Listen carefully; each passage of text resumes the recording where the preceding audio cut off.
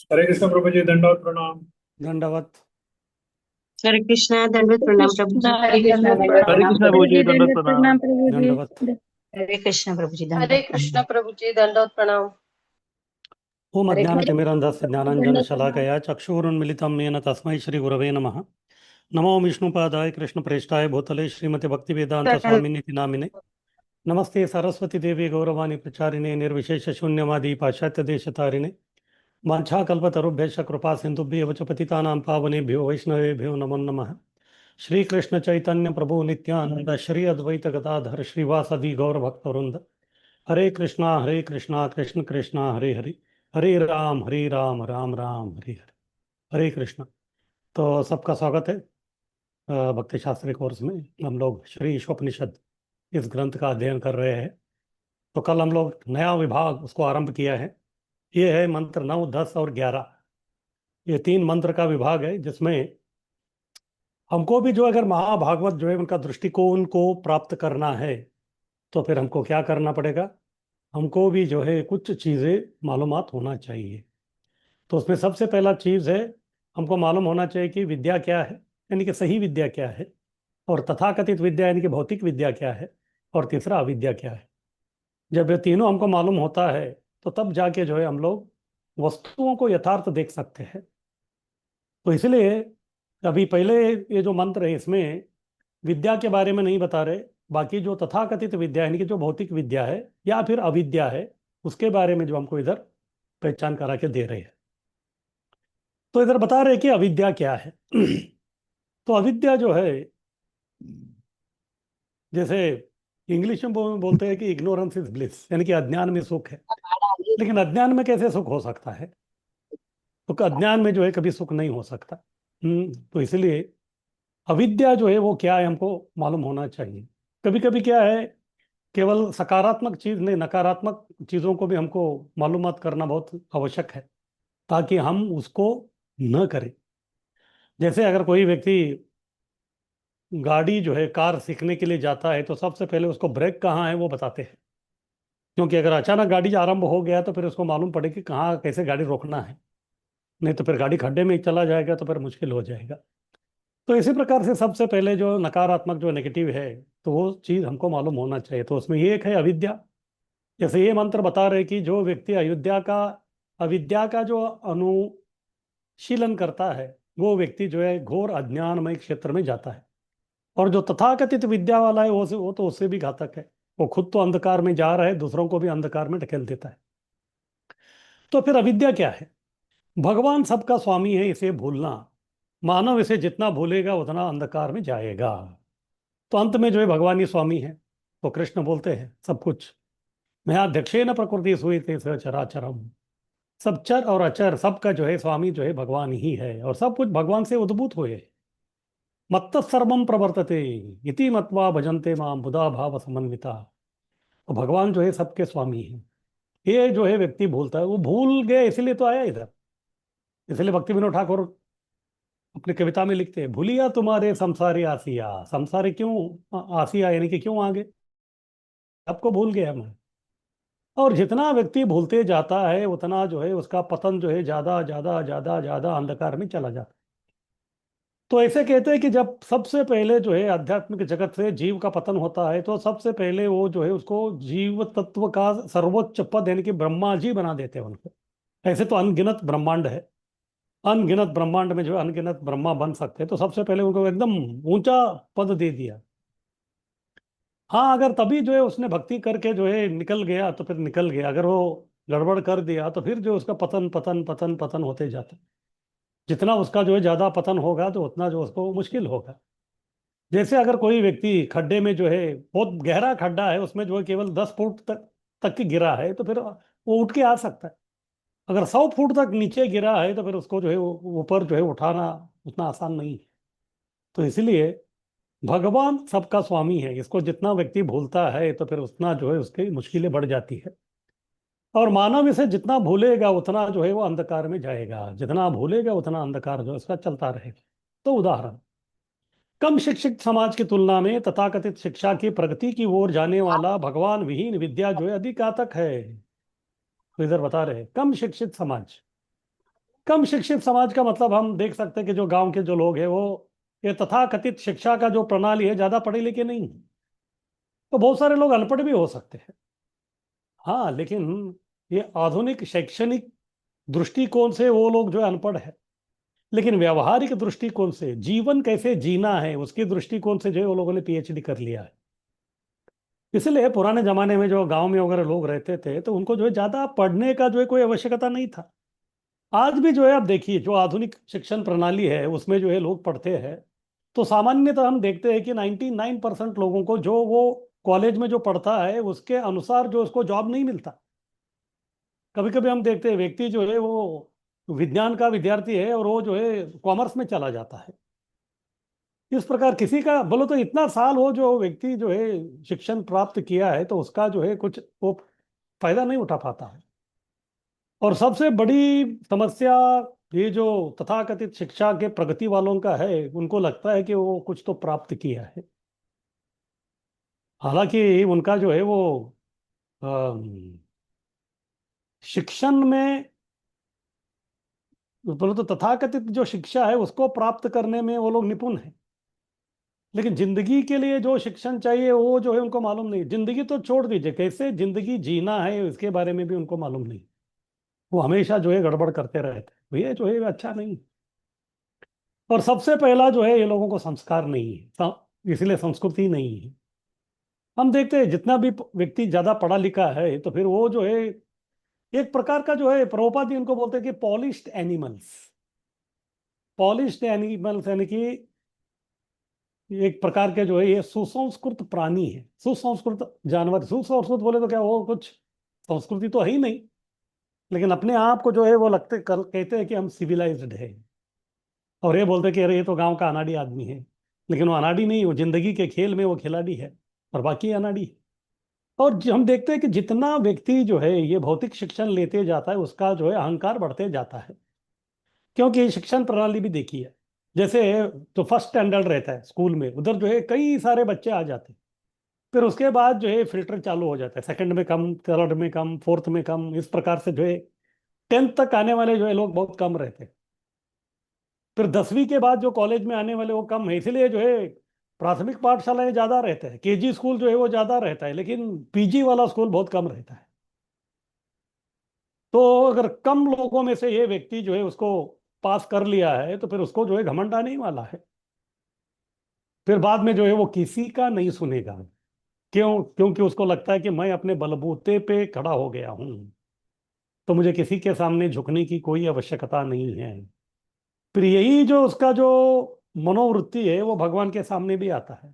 तो भगवान के बारे में भी वो वही सोचता है कि मैं भगवान के सामने क्यों नतमस्तक हूं, इसका जो है कोई आवश्यकता नहीं। तो ये जो है आजकल की तथाकथित शिक्षा की प्रगति की जो है अवस्था है। जैसे भारत में जो है अगर किसी व्यक्ति को जो है इंजीनियरिंग सीखना है तो फिर आप उसको पूछिए आपको कौन सा कॉलेज में दाखला चाहिए, सब बोलते हैं कि मुझे आईआईटी में चाहिए, इंडियन इंस्टीट्यूट ऑफ टेक्नोलॉजी। और उसमें भी जो है बहुत सारे हैं आईआईटी, और उसमें भी जो बॉम्बे का जो आईआईटी उसका रेटिंग अलग है। तो कुछ हमारे जो ब्रह्मचारी पहले जो है वो आईआईटी मुंबई में जो है वो लोग छात्र थे, तो वो बताते हैं कि वो भी हॉस्टल में रहते थे, हॉस्टल में कुछ भी लोग रहते थे। और जो बहुत ही होशियार जो व्यक्ति था, तो वो जो है एक दिन जो है संडे था तो फिर वो हमारे जो भक्त था तो उनको मिलने के लिए आया। फिर बाद में बोला मुझे आज बहुत अच्छा लग रहा है। मैं बोले कि क्यों? क्योंकि 8 दिन के बाद मैंने नहाया। यानी कि ये लोग हर दिन नहाते भी नहीं। और कुछ ऐसे लोग थे वो जो है बस शराब का बोतल लेके ही घूमते थे बस। उनको लगता है कि हम जो है इस समाज के जो है पूरा विधाता है हम लोग।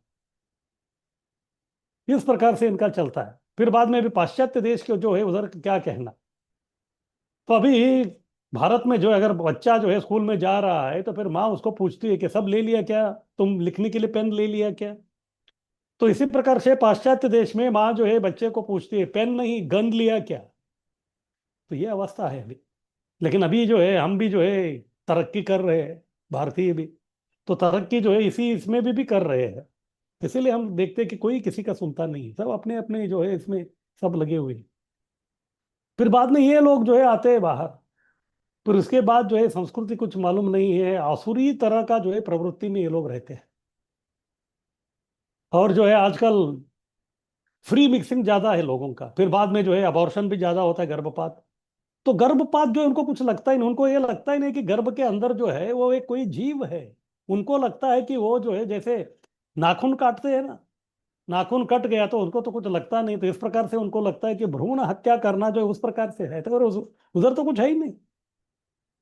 और इसके लिए उन्होंने जो है बहुत ही एक पॉलिश्ड भाषा से जो है एक अलग नाम दिया, उसको बोलते हैं टिश्यू टर्मिनेशन। टिश्यू टर्मिनेशन यानी कि हम लोग जो है मेरा एक अंग को जो है मैंने उसका निर्मूलन कर दिया है। फिर बाद में जो मांसाहार करने वाले लोग हैं, ये मांसाहार है तो मांस को वे लोग बेच रहे हैं, लेकिन उसको लिए भी अच्छा सोफिस्टिकेटेड नाम दिया है, मीट पैकिंग इंडस्ट्री। हाँ, ये लोग बोलते हैं कि मीट पैकिंग इंडस्ट्री, तो इस प्रकार से ये लोग हैं। तो इस प्रकार से ये लोग जो है जो तथाकथित शिक्षा ये लिए है, तो एक दृष्टि से कम शिक्षित समाज की तुलना में जो है ये बहुत ही घातक लोग हैं। क्यों? जो कम शिक्षित व्यक्ति है उसको जो है घमंड कम है, क्योंकि वो व्यक्ति जो है वो भगवान के ऊपर निर्भर है। तो भगवान के ऊपर निर्भर होने के कारण वो जो है सही दिशा में जा रहा है और दूसरे को भी सही दिशा बताएगा। और ये लोग जो है गलत दिशा में है तो फिर लोगों को जो है गलत दिशा ही देंगे ये लोग। तो ये होता है अविद्या। आगे कीजिए। तो मनुष्य के विभिन्न वर्ग है, कुछ कर्मी है, कुछ ज्ञानी है और कुछ योगी है। तो कर्मी कौन है? कर्मी इंद्रिय तृप्ति में व्यस्त है, उनको लगता है कि बस वर्क इज वर्शिप, तो कर्म ही पूजा है, तो काम करते ही रहते करते ही रहते। इसका बहुत सही उदाहरण बोले तो जापान। जापान के जो लोग हैं इतने वर्कोहॉलिक्स है, वर्कोहॉलिक्स यानी कि जो है वो काम के प्रति जो है एक प्रकार का नशा है, उनको काम करने की नशा है उनको। ये लोग ऐसा काम करते हैं, इतना काम करते हैं कि बहुत सारे लोगों का जो है परिवार ही नहीं है, और उनको लगता नहीं कि हमारा कुछ परिवार होना चाहिए। और बहुत सारे जो लोग हैं वो घर भी नहीं लिया है, तो उनका जो ऑफिस या कुछ जो फैक्ट्री रहता है उधर ही जो है कुछ रिटायरिंग रूम यानी कि विश्रांति कक्ष रहता है, तो ये लोग जो है उधर ही जाके रेस्ट लेते, उधर ही नहाते, बस सब हो गया उनका। क्योंकि दिन का जो है बहुतांश जो समय है ये लोग काम करने में ही लगे हुए हैं। और इस प्रकार के जो लोग हैं, कुछ जो जापान में प्रीचिंग करने वाले, प्रचार करने वाले जो भक्त है, वो बोलते हैं कि उधर जो है आदमी को पकड़ना बोले तो घोड़े को पकड़ना जैसा है, वो रुकते ही नहीं। कभी कभी ये लोग जो है सड़क पे जाके जो है किताब वितरण करते हैं, लोग रुकते ही नहीं है, इतने फास्ट स्पीड से चल रहे हैं वो लोग। अगर सौभाग्य से अगर कोई व्यक्ति रुक गया तो फिर जो है बस वो परम भाग्य समझना चाहिए, इतना जो है ये लोग इंद्रिय तृप्ति में व्यस्त है, बस काम काम काम। तो ठीक है, इतना सब काम कर रहे हैं, लेकिन क्या फायदा क्या है? बस जो व्यक्ति जो है अधिक काम करता है तो फिर लेकिन शरीर भी साथ देना चाहिए। कभी कभी हम देखते हैं लोग जो है ओवर टाइम करते हैं, क्यों? उनको डबल पैसा मिलता है। लेकिन डबल पैसा तो है, लेकिन शरीर जो है वो उसके ऊपर डबल लोड आ रहा है, विश्रांति नहीं है, फिर क्या होगा? आदमी बीमार हो जाएगा। इतना बीमार होगा कि उसको जो है सूद समेत जितना कमाया है वो सब जो है हॉस्पिटल में डॉक्टर को देना पड़ेगा। या अगर वो नहीं हुआ तो फिर बाद में जो है घर में या किधर तो झगड़ा हो जाएगा, क्योंकि आपके पास बहुत पैसा है, दूसरे के पास नहीं है। फिर अंत में आपके ऊपर जो है कोर्ट केस हो जाएगा, फिर सब पैसा वकील को चला जाएगा। तो इस प्रकार से जो है कर्मी व्यक्ति जो है इंद्रिय तृप्ति में वो लोग इतने व्यस्त है, इतने व्यस्त है कि बस उनको जो है भगवान के बारे में सोचना या उनको समझाना जो है बहुत ही कठिन काम है ये सब। आधुनिक समाज में 99.9% लोग, 99.9% जो लोग हैं वो उद्योगवाद, आर्थिक विकास, परोपकार, राजनीति, सक्रियतावाद के नाम पर इंद्रिय तृप्ति कर रहे हैं। एक इंद्रिय तृप्ति होता है कि मैं मेरा इंद्रियों को तुष्ट करूं, ये हो गया। उसके बाद इस इंद्रिय तृप्ति को विस्तार करता है, दूसरों को मदद करके उसको जो है मजा आता है। तो तब जो है लोग, सबसे पहले लोगों को तो उद्योग चाहिए, क्योंकि यहां तक हितोपदेश में भी बोलते हैं उद्यमे नहीं सिद्धंति कार्याणि। उद्यम इस शब्द का अर्थ है प्रयत्न या कार्य। उद्यमे नहीं सिद्धंति कार्याणि, जो कार्य है वो सिद्ध यानी कि वो कभी होते हैं जब हम लोग प्रयास करते हैं। अगर आप प्रयास नहीं करेंगे तो नहीं होगा। तो इसीलिए जो है हमको जीना है तो फिर जीने के लिए पैसा चाहिए, तो पैसा जो अपने आप में नहीं मिलेगा, उसके लिए हमको परिश्रम करना पड़ेगा, तो ये है उद्योगवाद। लेकिन आजकल जो है उद्योगवाद भी ऐसा है कि आप कितना भी करो, आप अपने बॉस को जो है कभी संतुष्ट नहीं कर सकते। मालिक चाहता है कि श्रमिक जो है कम पैसा में जो है ज्यादा काम करे, और श्रमिक चाहता है कि मालिक ज्यादा पैसा दे और कम काम हमारे से करवा के ले ले। इस प्रकार दोनों के बीच में जो है झगड़ा हमेशा चलता रहे। और उद्योगवाद, आजकल जो है कोई किसी के प्रति जो है निष्ठा से काम नहीं करता। हमेशा हम देखते 6 महीने में, 1 साल में जो है लोग काम बदलते रहते हैं। फिर जब वो बायोडाटा देते हैं तो उस पर नीचे लिखा हुआ रहता है रीजन फॉर चेंजिंग जॉब। तो नौकरी बदलने के लिए कारण क्या है? For higher prospectus. बोले तो और जो है अच्छा जो है सक्रियतावाद ये करने के लिए। लेकिन उनको मालूम नहीं कि प्रोस्पेक्टस हाई क्या है, कहाँ तक जाके पहुंचेगा ये, कितना देने से ये व्यक्ति संतुष्ट होगा, ये अगर आप प्रश्न करेंगे तो बस आप यहाँ तक जो अरबोपति खरबोपति है उसको भी पूछिए आप संतुष्ट है क्या, वो बोलते हैं कि नहीं, मुझे और कमाना है। ये जो है आधुनिक समाज का जो है उद्योगवाद। पर उद्योगवाद, उद्योग क्यों करते हैं? क्योंकि उनको आर्थिक विकास करना है। हम लोग देखते हैं जितने भी आर्थिक रूप से विकसित जो देश है उनमें भी जो है बहुत सारा समस्या ही है। संतुष्टि नाम का चीज उनके पास नहीं है। संतुष्टि नाम का चीज जो है थोड़ा गरीब है, उतना अमीर भी नहीं उतना गरीब भी नहीं, बीच वाला जो है वो प्रदेशों में जो है थोड़ा संतुष्टि दिखता है। क्योंकि लोगों को जीने के लिए जितना चाहिए उतना थोड़ा मिल रहा है और ज्यादा भी नहीं है, और ऐसा नहीं कि उनको ये नहीं मिल रहा। इस प्रकार की अवस्था में इस प्रकार का जो आर्थिक विकास है वो अच्छा है, लेकिन लोग इससे संतुष्ट नहीं होते।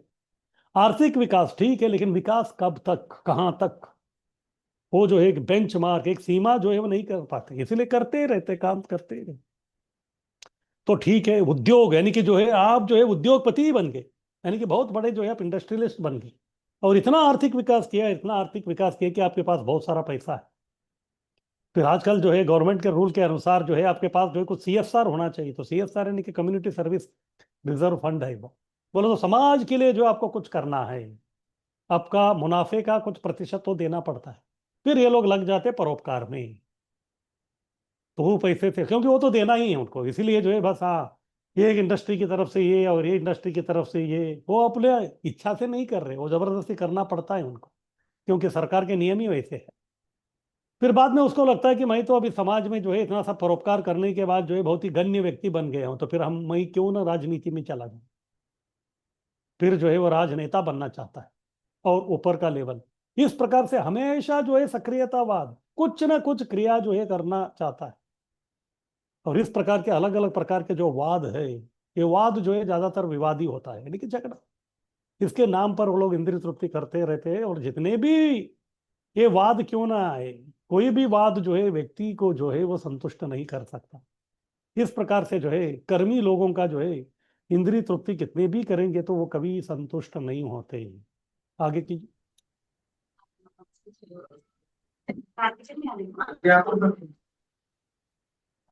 तो इसके आगे के जो है अविद्या के नाना प्रकार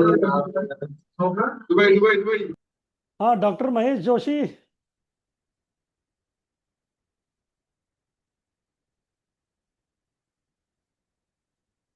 तो अविद्या के भी जो है अलग अलग प्रकार का है। जैसे सबसे पहला अविद्या का जो शिकार व्यक्ति है वो है मूढ़। मूढ़ यानी कि मूर्ख व्यक्ति, और उसको समझ में नहीं आता कि वो व्यक्ति जो है मूर्ख बनते जा रहा है। वो मूर्ख होने के कारण और इस प्रकार का हरकत करता है मूर्खता का, तो और ज्यादा ज्यादा ज्यादा मूढ़ बनते जानता है। तो ये है इंद्रिय तृप्ति के इच्छुक, इसको बोलते हैं भोगवाद। ये पक्का कर्मी आदमी है, भोगवाद, केवल भोग भोग भोग और कुछ नहीं इसका। तो भगवत गीता में बताते हैं कि 7:15 में, तो इस प्रकार के जो लोग हैं सब दुष्कृति करने वाले लोग हैं। नमाम दुष्कृति नो मूढ़ा प्रपद्यन्ते नराधमा माया अपवर्त ज्ञाना आसुरम भावम आश्रित। तो कृष्ण जो है गीता के 7वें अध्याय में स्पष्ट रूप से बोल रहे कि नमाम, माम यानी कि मुझे, न यानी कि ये लोग। कौन से लोग? दुष्कृति, कृति यानी कि कोई काम, दुष्कृति यानी कि बुरे काम। ये बुरे काम करने वाले ये लोग हैं। कौन? 4 प्रकार के लोगों के बारे में बताता हूं। नमाम दुष्कृति नो मूढ़ा, मूढ़ लोग। प्रपद्यन्ते नराधमा, तो नराधम। माया अपहृत ज्ञाना, जिसकी बुद्धि जो है मति मारी गई है वो, उसके बाद तथाकथित ज्ञानी। माया अपहृत ज्ञान आसुरम भावम आश्रिता, जो आसुरी प्रकार का स्वभाव या मनोवृत्ति को जो पालन कर रहा है वो व्यक्ति। इस प्रकार के 4 लोग नमाम प्रपद्यन्ते। कृष्ण बोलते कि ये कभी मुझे शरणागत नहीं होते। उसमें ये पहला है मूढ़। ऐसे लोग मूढ़ या गधे कहते हैं। तो गधा जो है मूर्खता का प्रतीक है। तो ये भी गधे जैसे ही काम करते हैं, काम कर रहे जैसे गधा जो है काम करता है उसके लिए। मला नव्हतं माहिती तसं. हाँ, अजय हरवांडे, कुछ पूछना है आपको? क्या हो गया? आज लोग ये पूरा बहुत ही सक्रिय हो रहे हैं, फुल एक्शन में आ रहे हैं लोग। तो गधा जो है वो मूर्खता का प्रतीक है, और ये लोग भी जो है गधे जैसे काम करते हैं। गधा को भी मालूम नहीं कि वो इतना क्यों काम कर रहा है। अभी गधे को जीने के लिए क्या चाहिए? थोड़ा घास चाहिए। घास तो ऐसे ही मिल जाता है उसको, लेकिन फिर भी उसके मन में ऐसा विचार है, क्योंकि वो गधा है, वो मूर्ख है, उसको लगता है कि जब तक मैं धोबी का काम नहीं करता तब तक जो है मुझे खाने के लिए घास नहीं मिलता। तो इनका भी वैसे ही है। तो ये लोग जो है गधे जैसे काम करते रहते करते रहते करते रहते, कितना भी करे होता नहीं। और इनका उद्देश्य रहता है कि बॉस को संतुष्ट करने का, लेकिन वो बॉस जो है कभी संतुष्ट नहीं होता। और आजकल ऐसा है कि लोग जो है काम पे तो जाते हैं, लेकिन कभी भी जो है उनको नौकरी से निकाल दिया जाता है। इस प्रकार की जो है ये सब अवस्था है लोगों का। तो गधा जो है उसको बोलते हैं वैशाख नंदन। वैशाख नंदन का मतलब जो है जब वो गर्मी का मौसम रहता है तो तभी जो है घास वो किधर भी दिखता नहीं है, और आए तो फिर उसको लगता है कि अरे मैंने कितना घास खा लिया, अभी घास है ही नहीं, इधर वो खाया ही नहीं है। गर्मी के कारण जो है किधर भी घास नहीं, लेकिन उसको ऐसा लगता है कि मैंने इतना घास खा लिया कि सब खत्म हो गया, इधर कुछ है ही नहीं इधर। इस प्रकार से वो भूखा रहता है। ये वैशाख में होता है उसका। फिर बाद में बाकी जो बारिश के मौसम के बाद जो है जितना घास सब आ जाता है, फिर बाद में वो सोचता है अरे इतना सब घास कौन खाएगा, फिर से वो भूखा रहता है। बोला तो मिला तो भी भूखा, नहीं मिला तो भी भूखा। तो ये लोगों का वैसे ही है, काम कर रहे हैं तो भी जो है भूखे ही रहेंगे, काम नहीं भी कर रहे तो भी भूखे ही रहते। क्यों? समय नहीं है उनके पास। पूरा जो है लोगों के पास जो है समय का अभाव है। और दूसरा गधे का क्या है, उसको लगता है कि उसका जो स्वर है बहुत ही अच्छा है, बहुत मधुर है, बहुत ही कर्ण मधुर है उसका। और इसीलिए कभी कभी जो है उसको लगता है कि बस रात को जो है मुझे गाना है। वो तो जैसे गाने लगता है तो फिर धोबी का नींद हराम हो जाता है। कि जो उसको ऐसा मारता है कि बस। फिर बाद में जब गधी के साथ जो है इसको इंद्र तृप्ति करने का रहता है तो फिर गधी जो है इसको लात मारती रहती है, लेकिन फिर भी जो उसका पीछा नहीं छोड़ता हो। इस प्रकार के जो है भौतिकवादी व्यक्ति भी वैसे ही, उनको लगता है कि मैं कुछ तो हूं। लोग जो इस प्रकार के लोगों का जो है वचन सुनना नहीं चाहते, फिर भी जो है कभी कभी हम देखते हैं कुछ लोग जो जबरदस्ती हमको अपना सब दुखड़े सुनाते रहते हैं, उसमें हमारा कोई दिलचस्पी नहीं है। फिर इंद्रिय तृप्ति कितना करेंगे, वो मुश्किल है। काम तृप्ति जो कभी आपको जो है संतुष्ट नहीं करेगा, इसलिए वे इंद्रिय तृप्ति की खोज में जो है विद्या का पूजा कर रहे हैं। उनको इनको मालूम नहीं है, अंधकारमय अज्ञान में है, तो फिर बाद में जो है अविद्या का अनुशीलन करते जा रहे हैं। ये है अविद्या का पहला प्रकार, मूढ़, यानी कि ये गधे जैसे इंद्रिय तृप्ति के इच्छुक। आगे कीजिए।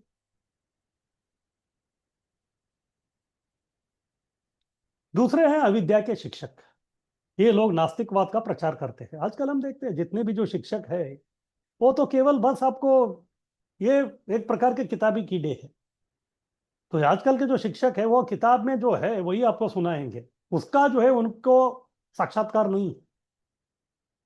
और आजकल हम देखते हैं कि बस जो गणित वाला है वो गणित ही सिखाएगा, उसको आप बोलेंगे कि आप विज्ञान सिखाओ तो फिर वो बोलेगा कि नहीं वो मेरा काम नहीं। और आजकल जो है शिक्षकों का और विद्यार्थियों का जो है कोई अच्छा संबंध भी नहीं दिखेगा। वो संबंध हो ही नहीं सकता, क्योंकि उधर जो है केवल पैसे का संबंध है। पैसा फेंको तमाशा देखो। तो शिक्षक जो है उनको ये आधुनिक यानी कि जो अर्वाचीन शिक्षण वो इसीलिए दे रहे हैं क्योंकि वो लोग उनको पैसे का भुगतान कर रहे हैं। तो क्या पैसे, केवल पैसे की इलाज कर, इसीलिए जो है ट्यूशन बहुत होता है क्लास। जो वही शिक्षक जो है वो प्राथमिक शाला जो सरकारी शाला है उधर वो पढ़ाता है, लेकिन पढ़ाना चाहिए वो पढ़ाता नहीं। तो लोगों को बोलते हैं कि आप मेरे घर में आ जाइए, आप ट्यूशन लगा दीजिए, आपको सब कुछ मैं ये कर लूँ। फिर जो ट्यूशन में आता है उनके लिए जो है वो उनका पक्षपात करते हैं। इस प्रकार का इनका ये है। तो फिर विद्यार्थी और गुरु का जो है एक प्रकार का माता और पुत्र के पिता और पुत्र के समान जो है वो संबंध। लेकिन पुराने जमाने में ऐसे नहीं था। प्राथमिक शाला में जो एक गुरुजी रहते थे, बस वही सब पढ़ाते थे। पहली इयत्ता में जो एक गुरुजी, और वो जो है हमको समाज भी पढ़ाते थे, फिर बाद में विज्ञान गणित जो भी ऐसा पढ़ाते थे। इतना ही नहीं, सब बच्चों के साथ उनका जो है एक अलग प्रकार का संबंध होता था। फिर वो पूछते थे क्या हो गया, आज कल क्यों नहीं आया तुम, घर में क्या है, इस प्रकार सब कुछ। तो इस प्रकार से वो दोनों के बीच में इस प्रकार का एक अटूट संबंध ये होता था। जब वो कभी कभी जब बच्चे लोग जो है स्कूल छोड़ के जाते थे, तभी जो है रोना धोना होता था, जैसे विदाई का रस्म रहता है उस प्रकार का। और इतना ही नहीं, आगे जो है जब जिंदगी में कुछ भी जो उनको समस्या होता था, तो फिर वो लोग खुद आके जो है गुरुजी से बात करते थे, और गुरुजी उनको अच्छा मार्गदर्शन भी देते थे। और यहाँ तक जब वो गृहस्थ होने के बाद उनके बच्चे आते थे, तो खुशी खुशी अपने बच्चों को अपने गुरुजी के पास लेके आते थे। फिर बच्चे को बोलते थे हम इसी गुरुजी से सीखा है, आप भी वो सीख लीजिए। लेकिन आजकल जो है वो जमाना खत्म हो गया। तो केवल जो है पैसा पैसा पैसा, ये तो बहुत बड़ा माफिया हो गया। और ये लोग नास्तिकवाद का प्रचार करते हैं, क्यों? क्योंकि इनको ही जो है भगवान के ऊपर विश्वास नहीं है। तो जिस प्रकार से जो है प्रहलाद प्रहलाद जो असुरकुल में जन्मा था, तो फिर उनको जो गुरुकुल में डाला था, वो असुरों का ही गुरुकुल था। और कौन सिखा रहे थे? शुक्राचार्य जी के दो पुत्र थे, शंड और अमरक। तो प्रहलाद जी को जो है दाखला मिला था कहाँ? यूएसए में। यूएसए का मतलब होता है यूनिवर्सिटी ऑफ शंड एंड अमरक। और आजकल हमारे भी बच्चे जो यूएसए जाना चाहते हैं, तो ठीक है, अब जाके तथाकथित जो शिक्षा को प्राप्त कर सकते हैं, लेकिन आप अपना संस्कृति, अपना सब कुछ जो है आप सब भूल जाएंगे। और जो है ज्यादा से ज्यादा जो है व्यक्ति नास्तिक बनेगा उधर। तो इसलिए शिक्षा विकास के नाम पर इस प्रकार की सभ्यता का सहायता करने वाले वास्तव में इंद्रिय तृप्ति बढ़ाकर अधिक हानि कर रहे हैं। तो आजकल ये जो शिक्षक है वो बस लोगों को जो है केवल तथाकथित जो विद्या बोल रहे हैं। जीवन जीने के लिए जो सही प्रकार का जो विद्या है, जो मूल्य है, वो सब जो है कोई सिखाता ही नहीं। इसलिए लोग जो है बस अच्छा जो है सूट टाई सब वो पहन तो लेते हैं, दिखने के लिए सुंदर है, लेकिन उनके अंदर जो एक भी सुंदर गुण नहीं। लेकिन वही पुराने जमाने में देखते हो सकता है जो विद्यार्थी है वो सरकारी पाठशाला में जा रहा है, उसके लिए जो है कोई ऐसा टाई सूट बूट ऐसा कुछ नहीं, फिर भी जो है स्वच्छ तो रहता था, लेकिन अंदर जो है उनका एक चरित्र का निर्माण जो है अच्छी तरह होता था। लेकिन आजकल वो नहीं। लोगों को लगता है कि चरित्र का क्या जरूरी है, तो कोई जरूरत नहीं। जब व्यक्ति चरित्रहीन होता है, तो फिर वो भी जो है दूसरों को चरित्र वध करने में जो है वो निपुण बन जाता है। इस प्रकार से जो है लोगों पे जो है आपस में जो है बहुत टकराव ये सब हो जाता है। तो इसीलिए आजकल तथाकथित जो शिक्षक है वो बस विकास के नाम पर सब कर रहे हैं। और विद्यार्थी भी देख रहे हैं, शिक्षक जो है वो भी बीड़ी फूक रहा है, सिगरेट फूक रहा है, तो फिर वो भी फूकेगा। या फिर कभी कभी शिक्षकों को जो है प्रसन्न करने के लिए ये लोग खुद जो है ला के सिगरेट देते हैं, खुद उनको दारू देते हैं, पार्टी में बुलाते हैं। तो आजकल शिक्षकों के पास ही जो है कोई नीति का मूल्य नहीं है। अगर वही जो है पूरा गुमराह हो गया है, तो फिर दूसरों को क्या राह दिखाएगा? इस प्रकार से जो है कलयुग के आधुनिक समाज में जो है बहुत ही मुश्किल वाला घड़ी है। और नास्तिकवाद जो है विद्यार्थी लोग उधर से ही सीखना आरंभ हो जाए। तो इसीलिए हम बोल रहा था कि जितना भी आदमी जितना पढ़ा लिखा रहता है, तो फिर वो जो है भगवान में बिल्कुल बिल्कुल विश्वास नहीं। तो बोलते कि इसका क्या जरूरी है? वो बोलेंगे जो बूढ़े बाड़े लोग हैं वो सब जो है वो गीता पढ़ते हैं, उनके लिए ये सब हरे राम हरे कृष्ण करने का हमारा कोई जरूरत है क्या? नहीं। इस प्रकार से ये लोग जो है लोगों को जो है गुमराह करके इंद्रिय वृत्ति बढ़ाकर अधिक हानि कर रहे हैं। तो ये किस प्रकार से उसका एक उदाहरण दे रहे हैं। ये है मणिभूषित नाग। तो मणिभूषित नाग, नाग जो है अपने आप में जो है जहरीला है। तो कभी कभी जो है बिना कारण जो है वो किसी को भी डस सकता है। इतना जो है अहंकारी द्वेष वाला वो जीव है। और इसके ऊपर अगर मणि है, तो फिर इसका अहंकार और बढ़ेगा। तो जैसे ये लोग जो है पहले ही कलयुग के प्रोडक्ट है, और अगर इनको जो है मनी नाम का जो है अलग अलग इनको डिग्री मिल गया, तो फिर इनको पकड़ने वाला कोई नहीं होगा। ये है मणिभूषित नाग, ये जो है बहुत ही खतरनाक रहेंगे लोग।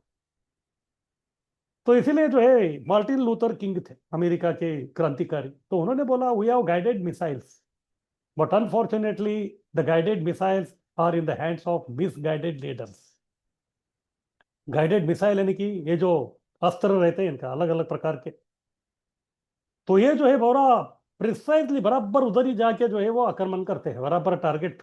लेकिन समस्या ये है कि ये सब जो है जो जिसको दिशाहीन जो लोग हैं लीडर, उनके हाथों में वो किधर भी बटन दबा के कुछ भी कर सकता है। ये सबसे बड़ा प्रॉब्लम है। इस प्रकार से मणिभूषित नाग है, ये पहले ही ईर्ष्या वाला है, पर इसको जो है पावर मिल गया तो फिर वो क्या नहीं करेगा। तो इसलिए हम देखते हैं अब, दुनिया के इतिहास में जो इस प्रकार के मणिभूषित नाग बहुत आ गए। एक थे आपके हिटलर, वो जो है बस उनको लगता था कि हम आर्यन नहीं, हम आर्य है, बाकी सब अनार्य है। जर्मन बोले तो आर्य, बाकी सब अनार्य।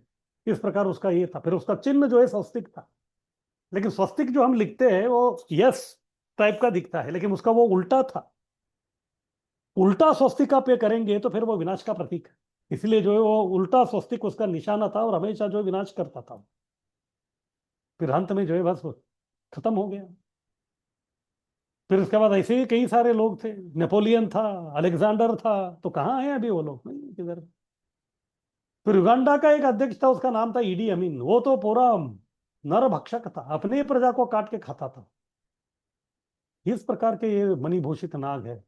ये पहले ही गए गुजरे लोग हैं। अगर इनको जो आप राजा बना दिया तो फिर राज्य का क्या होगा? अब कुछ नहीं कर सकते। तो पहले ही जो है स्टेयरिंग जो है डगमगा रहा है, उसमें ब्रेक फेल भी हो गया तो फिर 100% खड्डे में जाएंगे आप। तो इसलिए नास्तिक की विद्या प्रगति मणिधारी नाग जैसा खतरनाक है। ये मणिधारी नाग बोले तो उसको लगता है कि मेरे पास कुछ तो है, और बहुत ही घातक, बहुत खतरनाक है। और जितने मनी इसके पास है, यानी कि जितने इसके पास डिग्री है, जितना इसके पास पावर है, बस तो इसीलिए बोलते हैं कि एब्सोल्यूट पावर करप्ट्स एब्सोल्युटली।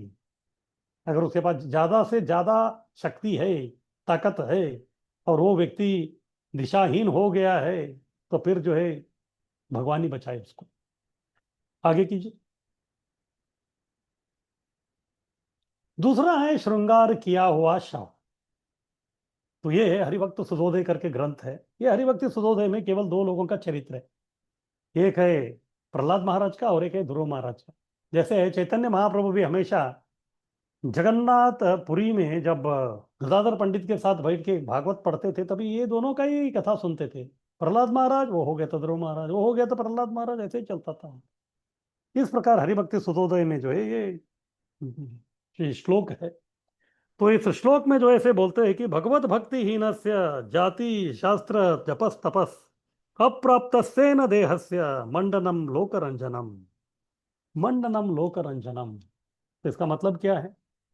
तो भगवान विहीन लोगों की शिक्षा जो है शव के श्रृंगार जैसा है। शव का श्रृंगार बोले तो जब व्यक्ति जिंदा रहता है तो कोई पूछने के लिए भी नहीं आता उसको। जब मर जाता है तो फिर सब लोग आते हैं, बस क्या, अपना विलाप प्रलाप प्रदर्शन करने के लिए। तभी वो दिखाते हैं कि हम इससे कितने प्रेम करते थे। अरे अगर प्रेम का ही अभिव्यक्ति या प्रदर्शन करना था तो जब वो जीवित था तभी आके करना चाहिए था। अभी मर गया तो अभी करके क्या करेंगे? आपका प्रेम जो स्वीकार नहीं की स्थिति में तो वो व्यक्ति है ही नहीं। अनेक देशों में कुछ लोग शोक संतप्त संबंधियों को प्रसन्न करने शव को सजाकर शव यात्रा निकालते हैं। तो ये और एक है, यही बोल रहे लोक ना, मंडनम लोकरंजनम, लोक को रंजन दिखाने के लिए मंडनम।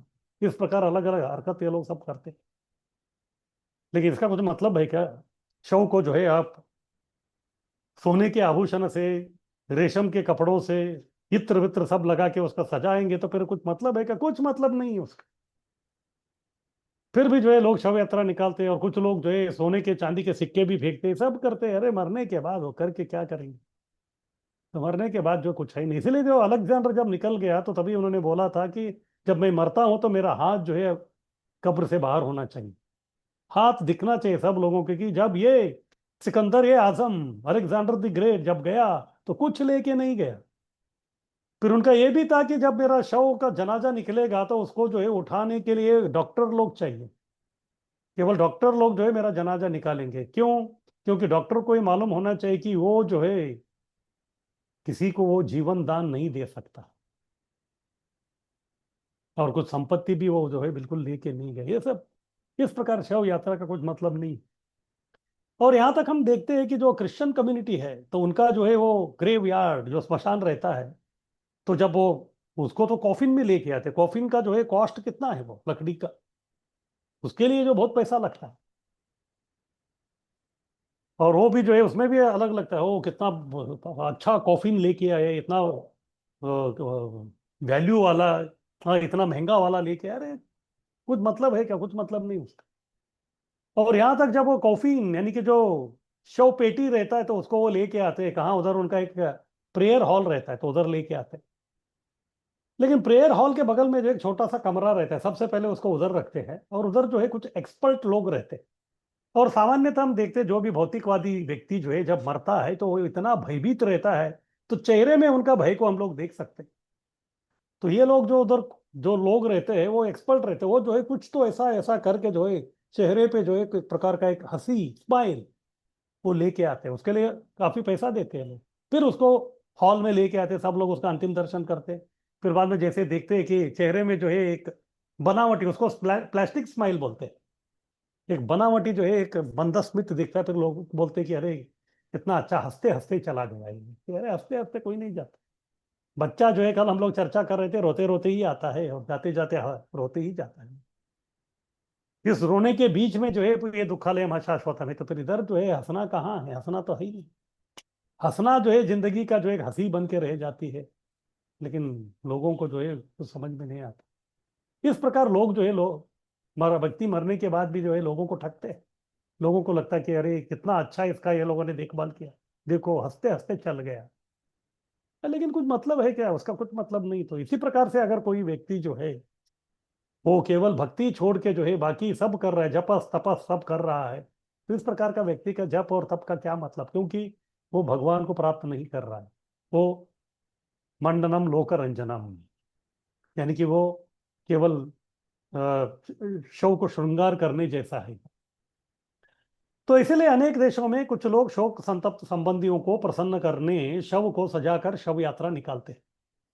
तो इसी प्रकार आधुनिक सभ्यता के कार्य भौतिक अस्तित्व द्वारा निरंतर दिए जाने वाले दुखों को ढकने की एक कोशिश है बस। जैसे ये लोग भी उसके जो दुख है उसको ढकने के लिए इतना सब वो करते हैं, तो इसी प्रकार इस आधुनिक सभ्यता में जो है भौतिक अस्तित्व द्वारा अलग अलग प्रकार के जो है दुख तो आना ही है इधर।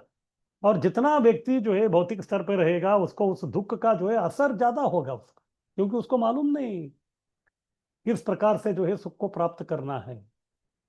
निरंतर जो है इस प्रकार इसका चलता रहता है। निरंतर का मतलब हमारे पास तापत्र है, तीन प्रकार के ताप। कभी जो है हम आदि आत्मिक के पीड़ित थे, कभी आदि भौतिक का, और कभी आदि दैविक। एक के बाद एक हो गया तो दूसरा, दूसरा हो गया तो तीसरा, कंटिन्यू चलता रहता है निरंतर।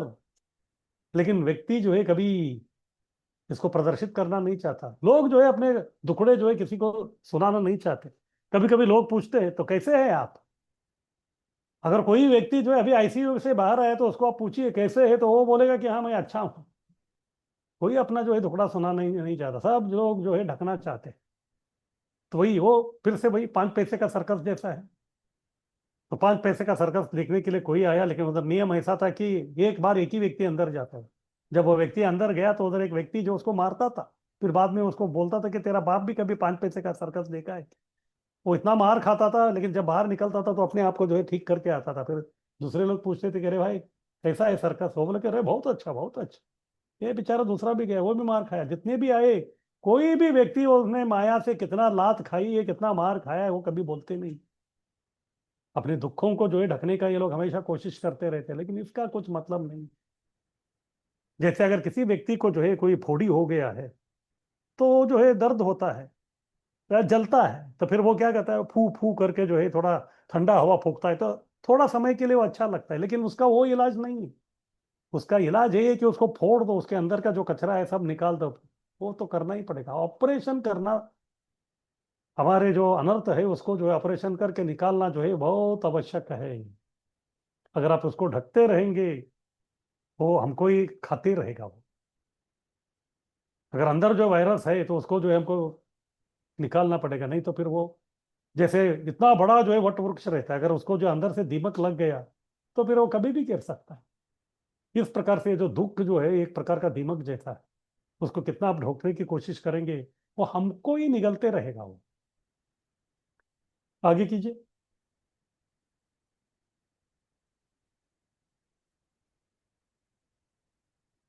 तो ठीक है, किसी का कुछ प्रश्न?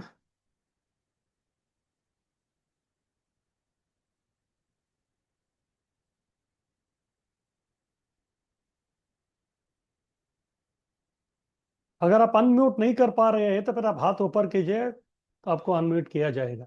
या अगर म्यूट कर सकते हैं, अगर कुछ पूछना है तो फिर पूछ सकते हैं।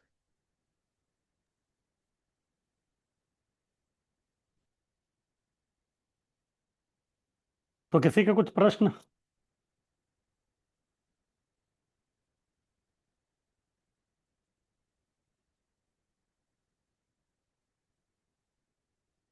ठीक है, हम लोग आगे बढ़ते हैं।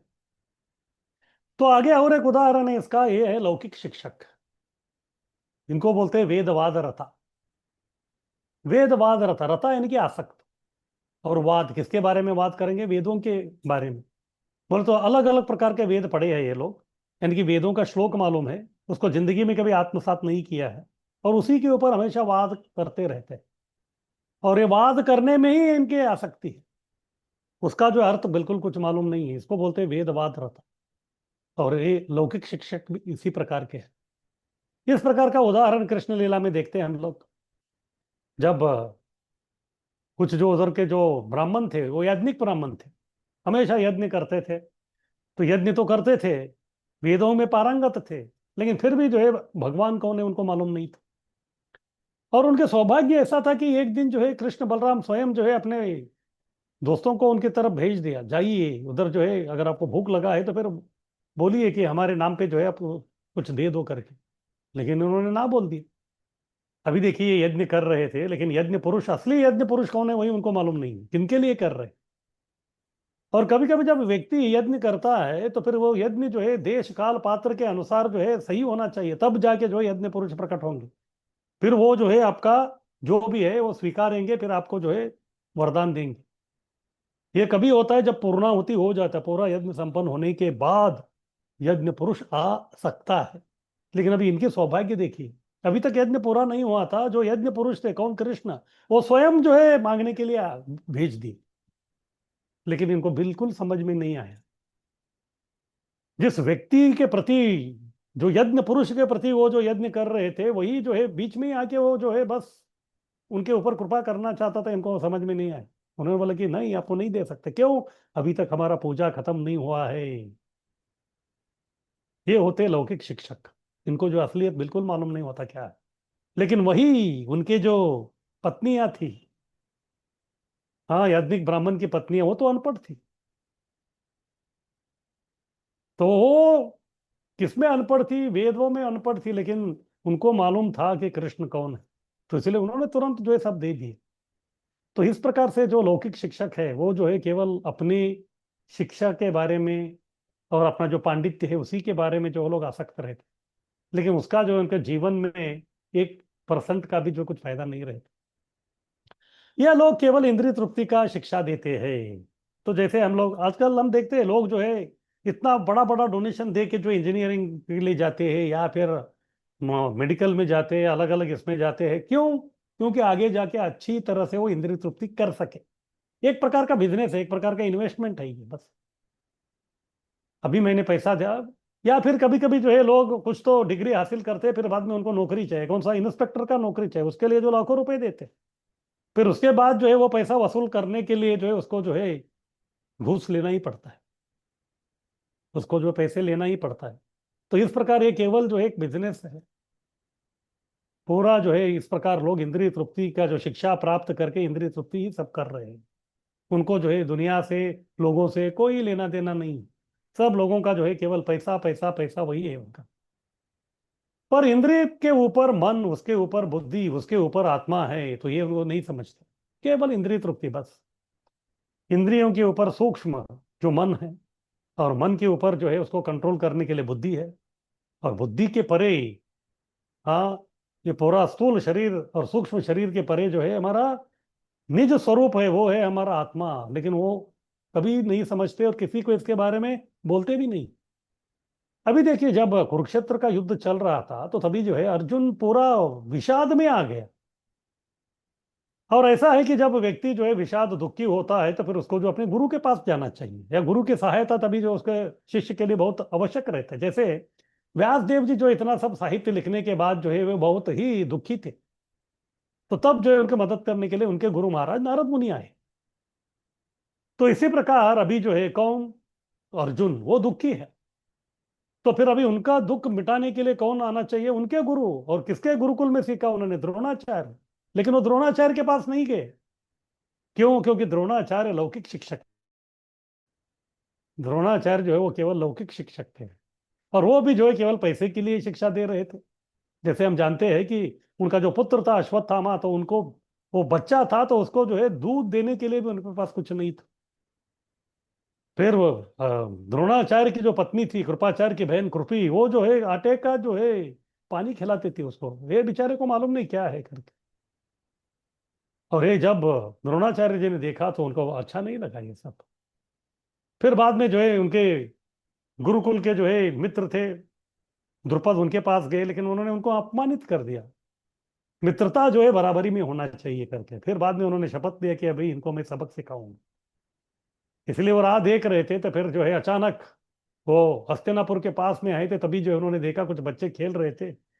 फिर खेलते खेलते उनका जो गेंद था वो कोई एक कुएं में गिर गया था, खड्डे में। और क्योंकि गेंद नहीं है तो फिर कैसे खेलेंगे, इसलिए सब लोग जो है कुएं के इर्द गिर्द थे, क्या करने का समझ में नहीं आ रहा।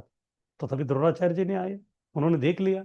उन्होंने कुछ जो है घास ले लिया, उसको जो है कुछ तो मंत्र से आवाहित किया। फिर बाद में एक तिनका को उन्होंने डाल दिया नीचे, बराबर वो जो गेंद था गेंद के ऊपर जो है आके टिक गया। दूसरा फेंका तो उसके ऊपर आया, तीसरा फेंका तो ऐसा हो गया। ऐसा जो एक लंबा एक छड़ी बन गया, उसको उन्होंने खींच के गेंद बाहर निकाला। और जैसे बच्चे जो है चमत्कार को देखा तो फिर वो इतने प्रसन्न हो गए कि सीधा भागे कहाँ, भीष्म के पास।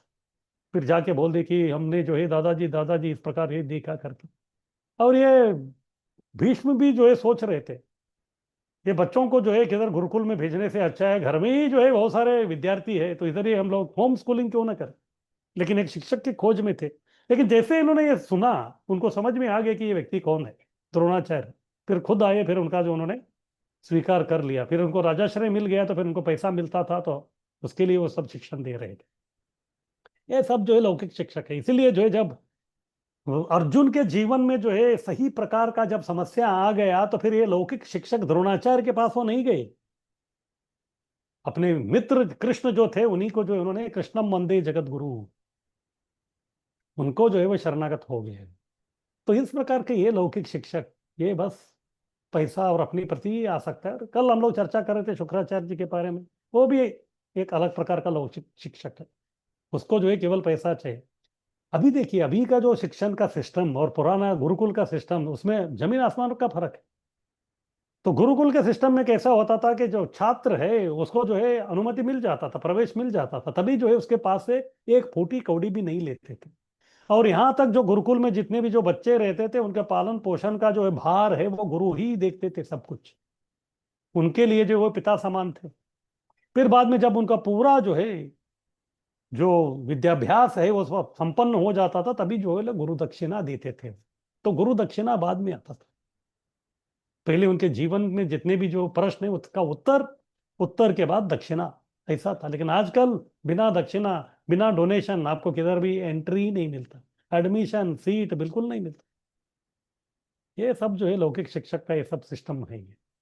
तो इसीलिए असली शिक्षा का उद्देश्य आत्म साक्षात्कार है, ये नहीं समझते। लेकिन अर्जुन ने समझ गया असली जो है शिक्षा का जो उद्देश्य है वो आत्म साक्षात्कार है। और ये आत्म साक्षात्कार का ज्ञान ये द्रोणाचार्य जी जो लौकिक शिक्षक है वो नहीं देख सकते, क्योंकि आत्म साक्षात्कार लौकिक नहीं अलौकिक है। और ये अलौकिक जो है केवल अलौकिक व्यक्ति ही दे सकते हैं, और वो है भगवान कृष्ण। तो भगवत गीता 2:42 और 7:15 इसमें बताया गया है कि भ्रांत संसारी शिक्षक को वेदवाद रता और माया अपवर्त ज्ञान के रूपों में जाना जाता है। ये जो भ्रांत संसारी जो शिक्षक है, लौकिक शिक्षक है, तो वेदवाद रता, वेदवाद रता बोले तो बस रट्टा मार के बोलने में, बोले तो पोपट पंछी जैसा है ये।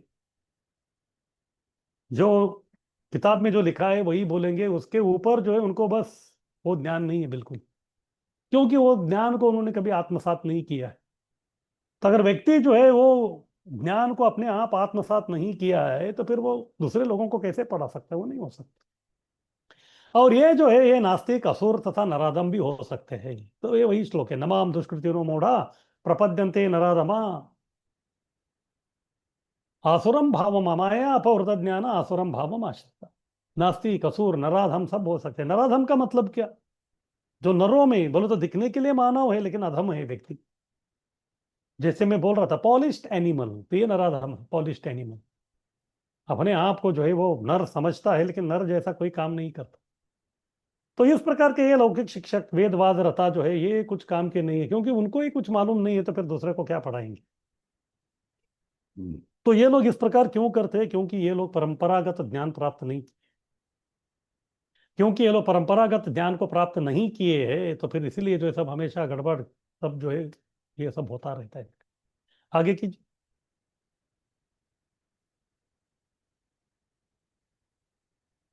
तो वेदवाद रता स्वयं को वैदिक साहित्य के प्रकांड विद्वान दर्शाते हैं, पर वेद के लक्ष्य से दूर है। जैसे कई सारे जो है पंडित रहते हैं, कोई बोलता है कि हम द्विवेदी है, त्रिवेदी है, चतुर्वेदी है, लेकिन उनको आप पूछेंगे कि वेद का लक्ष्य क्या है, वो उनको वो मालूम नहीं।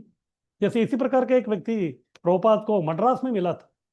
वो उधर का दक्षिण भारत का पंडित था। फिर वो बोल रहा था कि मैं ऋग्वेद पढ़ा हूँ, ये पढ़ा हूँ, वो पढ़ा हूँ। फिर प्रभुपाद जी ने उनको एक आसान प्रश्न किया, तो आपके हिसाब से जो है भगवान कौन है? फिर वो सर खुजाने लगा, रहे इसमें तो इसको भगवान का है, उसमें कब भगवान का है, कौन है?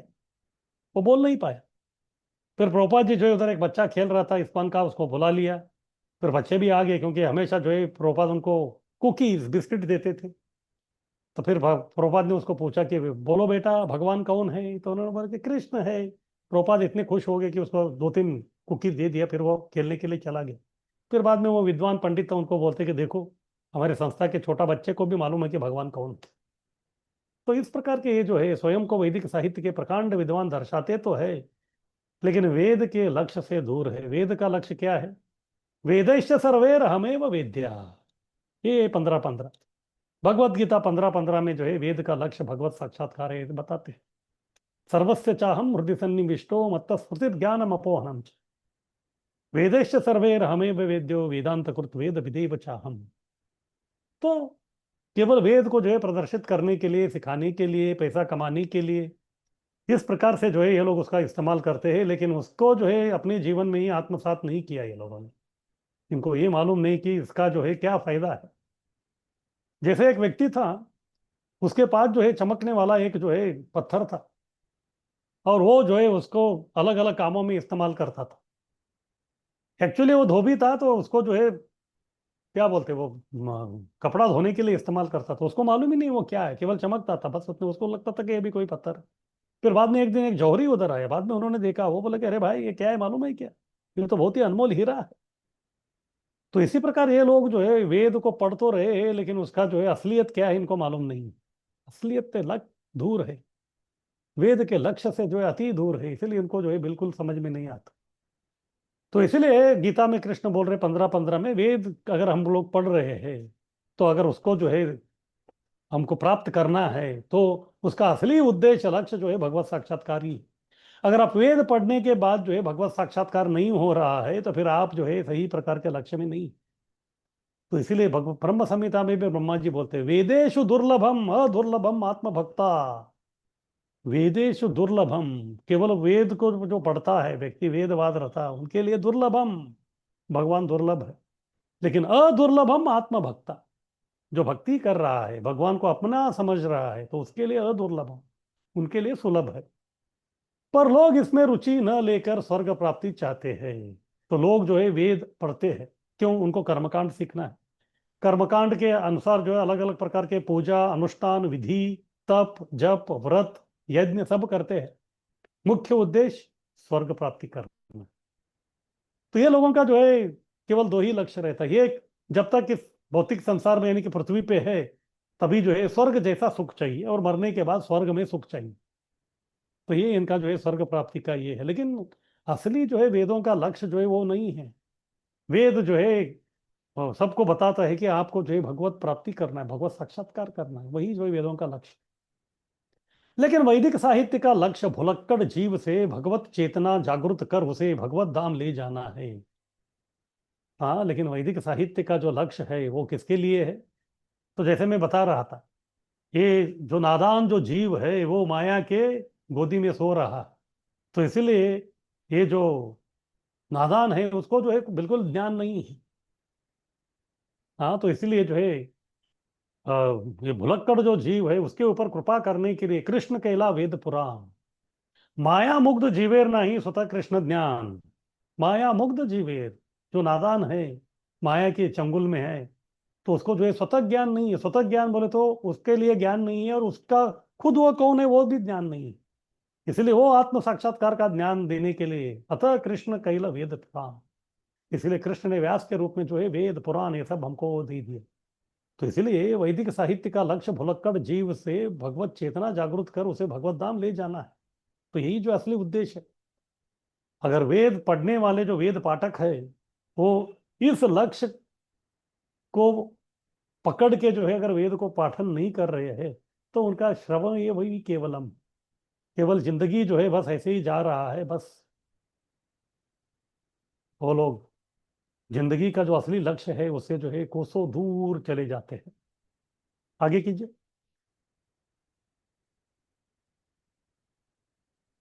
इनकी इंद्रिय तृप्ति के लिए स्वर्ग प्राप्ति भौतिक बंधन का कारण होगा। तो इंद्रिय तृप्ति हाँ वो प्राप्त करने के लिए, क्योंकि उनको लगता है कि स्वर्ग में जो है अधिक सुख है। इसीलिए हम लोग देखते हैं बहुत सारे जो लोग हो अमेरिका जाना चाहते हैं। क्यों?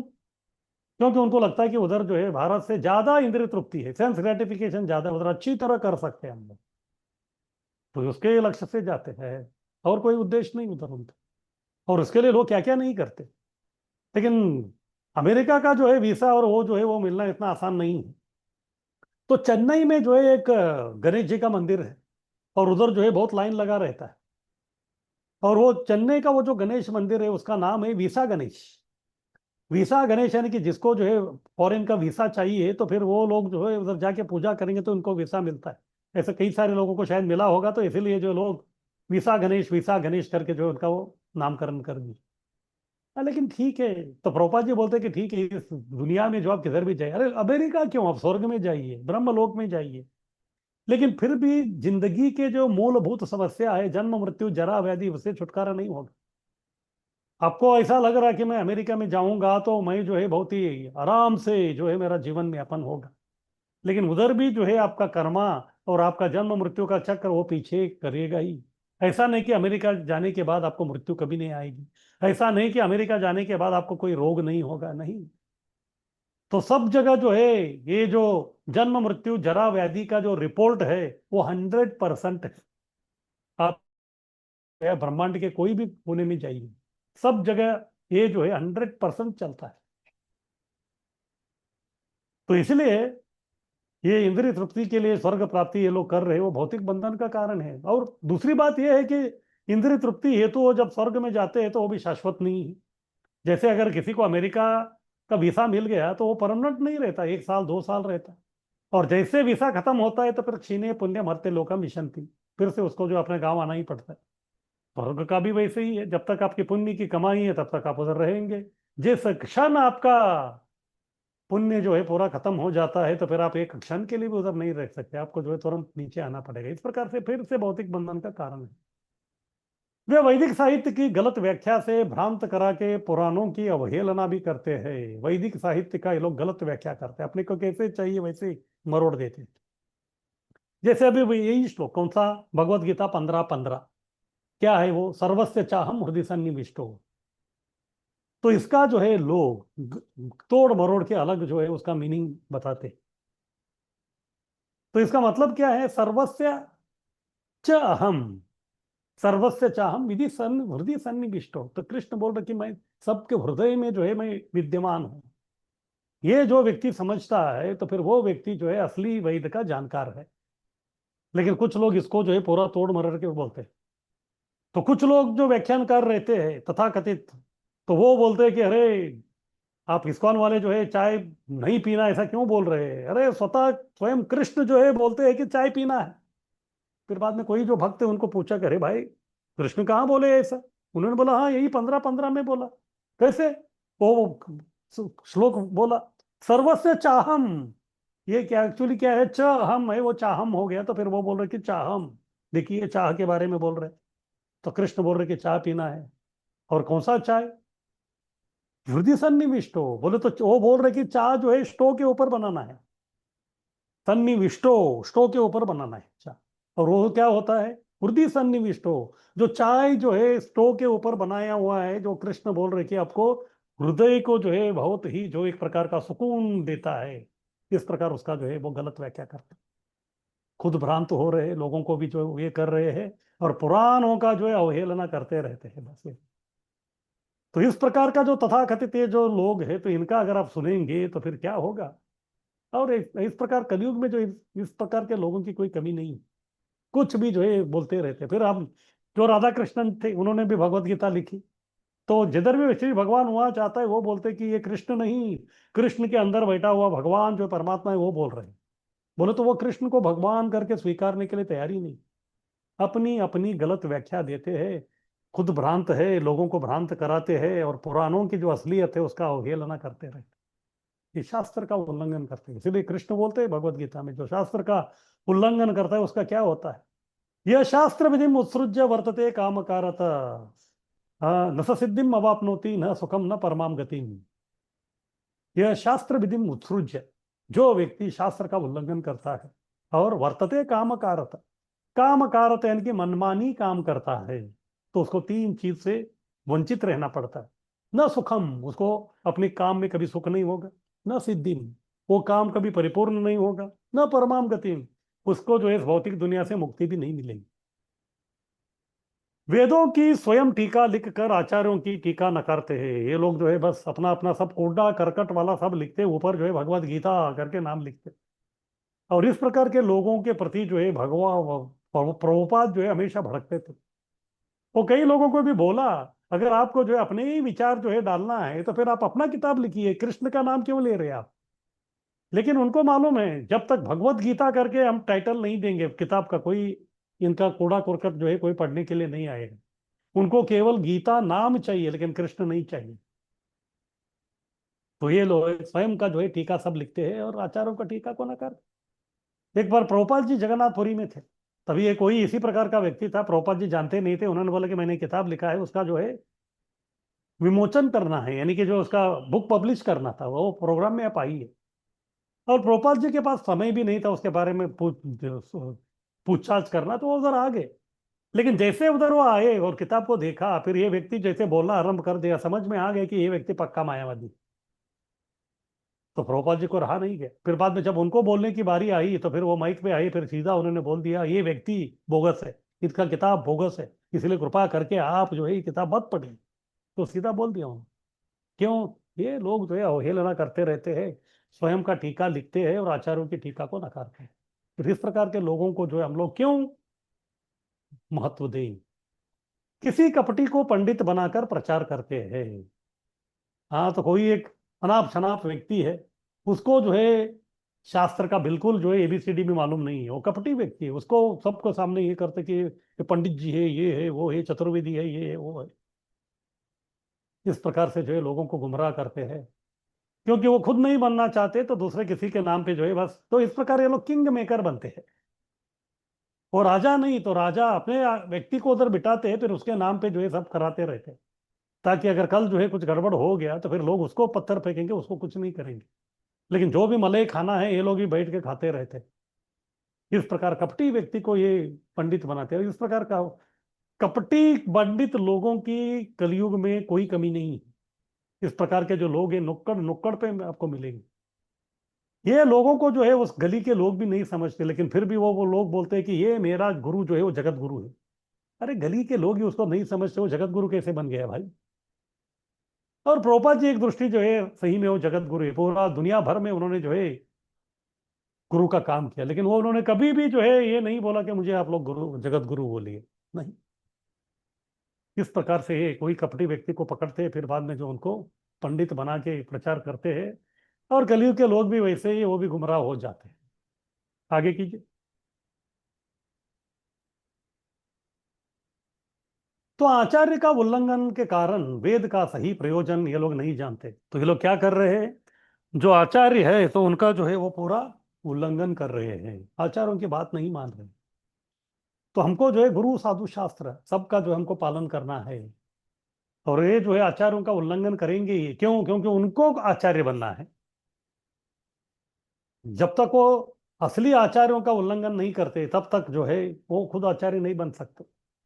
तो उल्लंघन करने के कारण वेद का सही प्रयोजन वो खुद नहीं जानते और न अपने शिष्यों को बताते हैं। तो ऐसे ही जो एक व्यक्ति था, साउथ इंडिया में तो लोग उसको जो है भगवान भगवान भगवान बोलते थे। एक बार हमारे कुछ इस्कॉन के भक्त उनके पास गए, फिर बाद में उनको पूछे कि आप सही में भगवान हैं क्या। अब इनको मालूम था कि ये जो है इस्कॉन के लोग हैं और ये जो है बहुत ही पढ़े लिखे हैं सब शास्त्रों में, इनके साथ जो है बहस करके कुछ मतलब नहीं है। तो सीधा उन्होंने बोल दिया कि नहीं, मैं भगवान नहीं हूँ। तो फिर हमारे लोगों ने पूछा कि फिर आप अपने आप को भगवान क्यों बोलते। उन्होंने बोला मैं नहीं बोलता, मेरे जो है शिष्य लोग जो है वो मुझे भगवान बोलते। तो फिर हमारे भक्तों ने बोल दिया कि फिर आपको बोलना चाहिए कि मैं भगवान नहीं हूं करके। अरे बाद में वो बोला कि अरे मेरे शिष्यों का जो है मैं दिल कैसे तोड़ सकता हूँ, ये अच्छी बात नहीं है। देखिए इस प्रकार जो है इनका सब चलता रहता है। आचारों का उल्लंघन करते हैं, खुद आचार्य बनना चाहते हैं और वेदों का सही प्रयोजन बिल्कुल नहीं चाहते, तो जानते ही नहीं। तो बदले में अपने अनुकूल प्रत्येक शब्द का अर्थ निकालते, जैसे अभी मैंने बोला सर्वस्य चाहम हृदय सन्निविष्टो। चाहम, कहाँ चाह और क्या है, बस। तो उनको जो है जो भी शास्त्र का जो शब्द है अपने अनुकूल के हिसाब से जो है थोड़ा तोड़ मरोड़ के जो है अपना सब बात का बतंगड़ बना लेते हैं। वे नहीं जानते कि असाधारण वैदिक साहित्य को सिर्फ परंपरा से जान सकते हैं। तो कृष्ण ही स्वयं बोलते हैं एवं परंपरा प्राप्तम इमं राजर्षयो विदुहु। ये जो ज्ञान है केवल परंपरा के माध्यम से ही आपको प्राप्त हो सकता है, अन्यथा और कोई मार्ग नहीं।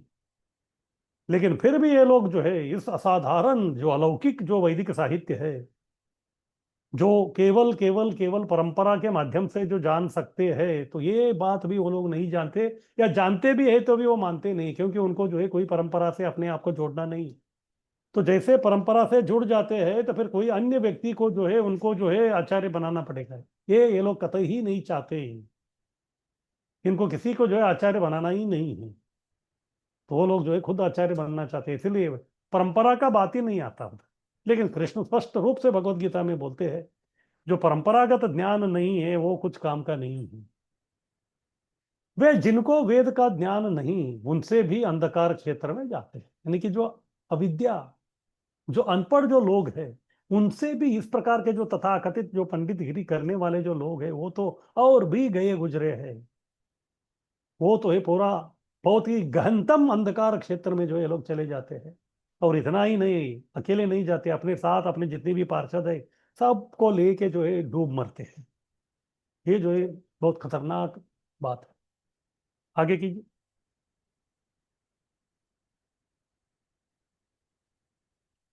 उसके बाद है माया अपहृत ज्ञानी।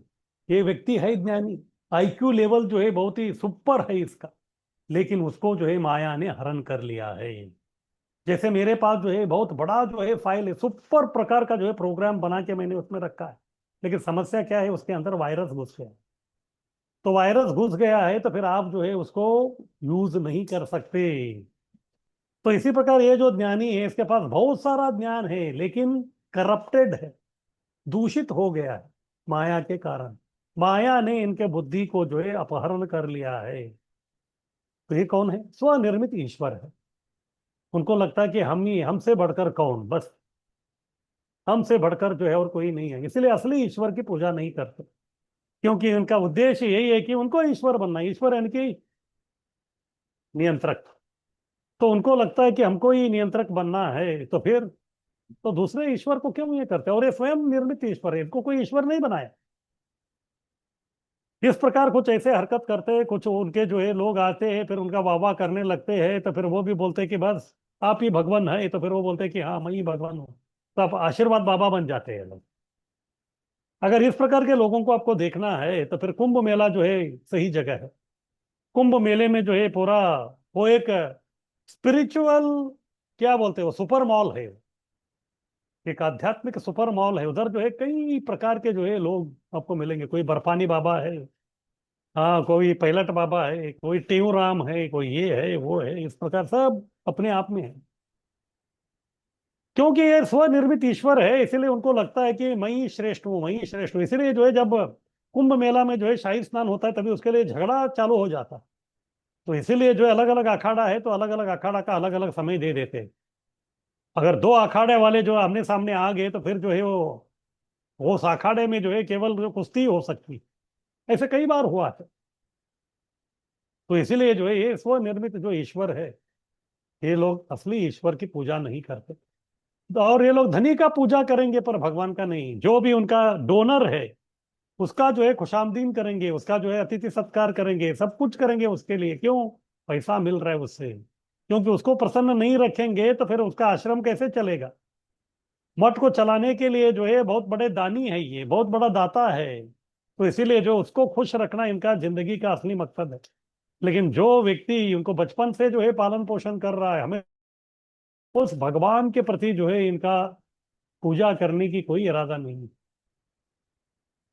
वे नहीं सोचते कि भगवान कैसे अपनी माया से भ्रांत हो सकते हैं। तो ये लोग बोलते हैं कि भगवान जो है जब इधर आते हैं तो वो भी माया से प्रभावित होते हैं। वो कैसे हो सकते हैं?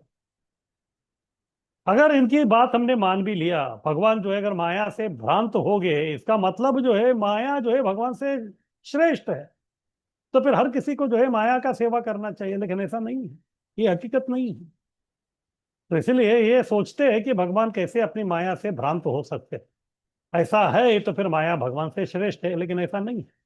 तो इसका मतलब भगवान को जो है माया कुछ नहीं कर सकती। क्यों? भगवान जो है वो मायापति है, मायातीत है। ये नहीं जानते कि भगवान सर्वशक्तिमान है और माया को परास्त करते हैं। तो ये भी नहीं समझते माया जो है वो भगवान की छाया है, और भगवान जो है वो असली काया है। अगर भगवान ही नहीं होते तो फिर उनका जो है छाया नहीं हो सकता था। तो इसलिए भगवान सर्वशक्तिमान है, उनके पास सभी शक्ति है, वो नहीं मानतेगा भगवान को। अगर वो शक्तिमान नहीं मानेंगे तो फिर उनको शक्ति को नहीं मानेंगे, और माया भी जो है भगवान की एक शक्ति है। तो इसीलिए जो अगर भगवान शक्तिमान है तो फिर माया उनको कैसे परास्त कर सकती? नहीं कर सकती। तो इसलिए कृष्ण बोलते दैवी ऐसा गुणमयी मम माया दुरत्यया।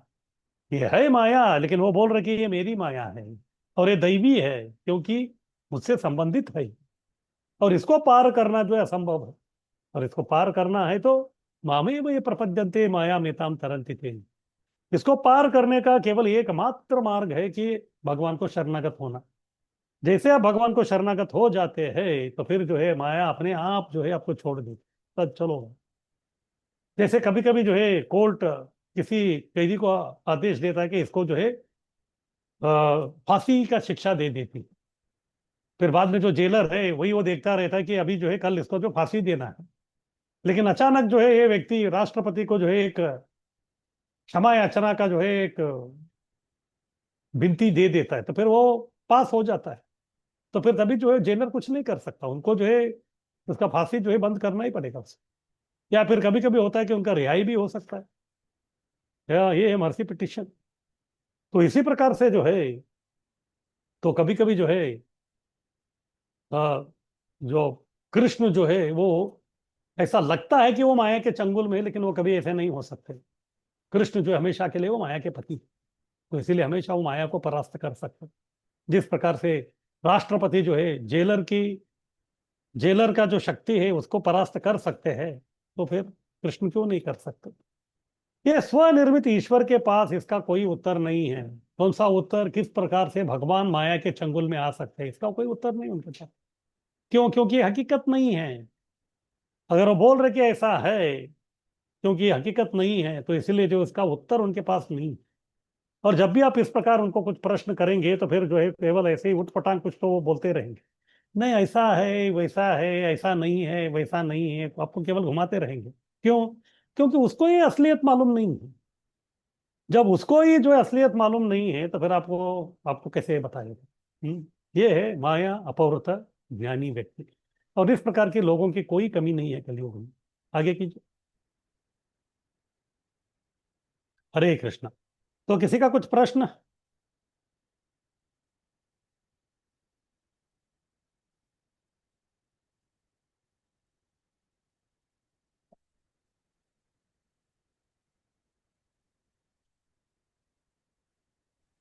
हरे कृष्णा प्रभु जी।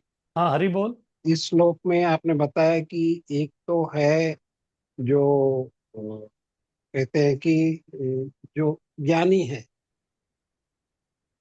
जिसको पता नहीं है, मतलब जो अज्ञानी है। और दूसरा है ज्ञानी, जिसको सब कुछ पता है। लेकिन तीसरे किस्म का जो आदमी है, जो बोलता है कि मैं ज्ञानी हूं लेकिन उसको कुछ ज्ञान नहीं है, तो उसके लिए क्या शब्द यूज किया प्रभु जी? देखिए इधर जो है हम लोग जो है असली ज्ञानी के बारे में इस मंत्र में बिल्कुल बोल ही नहीं रहे हैं। हम्म। जो दो अलग प्रकार के जो अज्ञानी है उनके बारे में इधर हुआ है। अभी असली ज्ञानी के बारे में अभी मंत्र 10 में बताएंगे। इधर अच्छा। केवल दो प्रकार के अविद्या के लोगों के बारे में बता रहे हैं। जो व्यक्ति पूरा अनपढ़ है, उसको कुछ भी मालूम नहीं है, वो अविद्या वाला व्यक्ति है।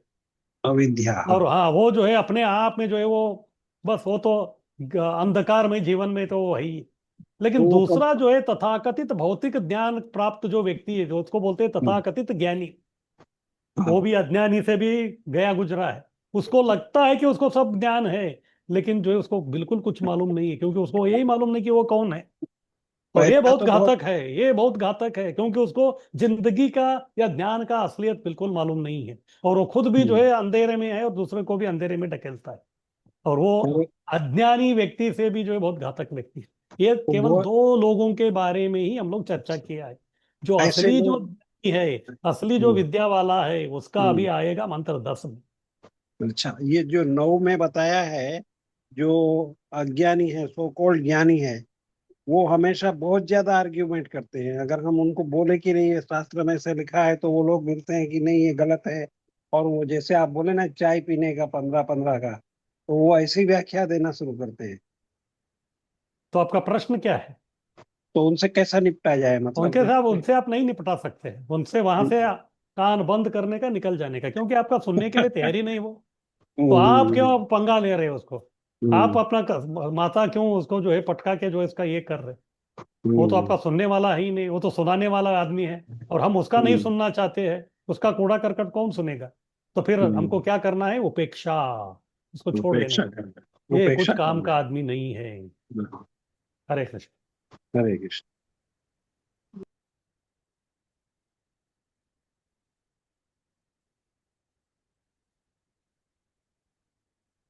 और किसी का कुछ प्रश्न?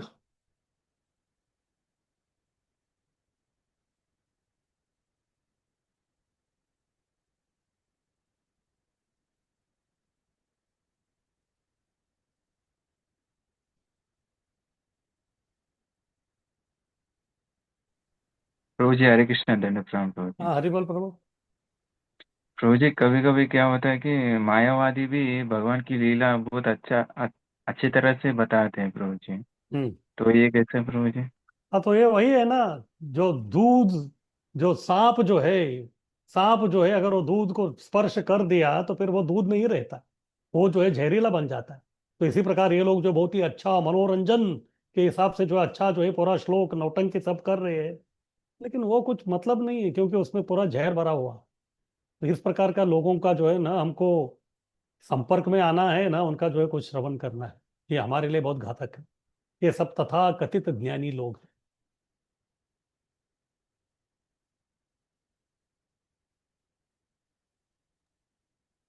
हे प्रभु हरे कृष्ण। हरि बोल। और किसी का कुछ प्रश्न?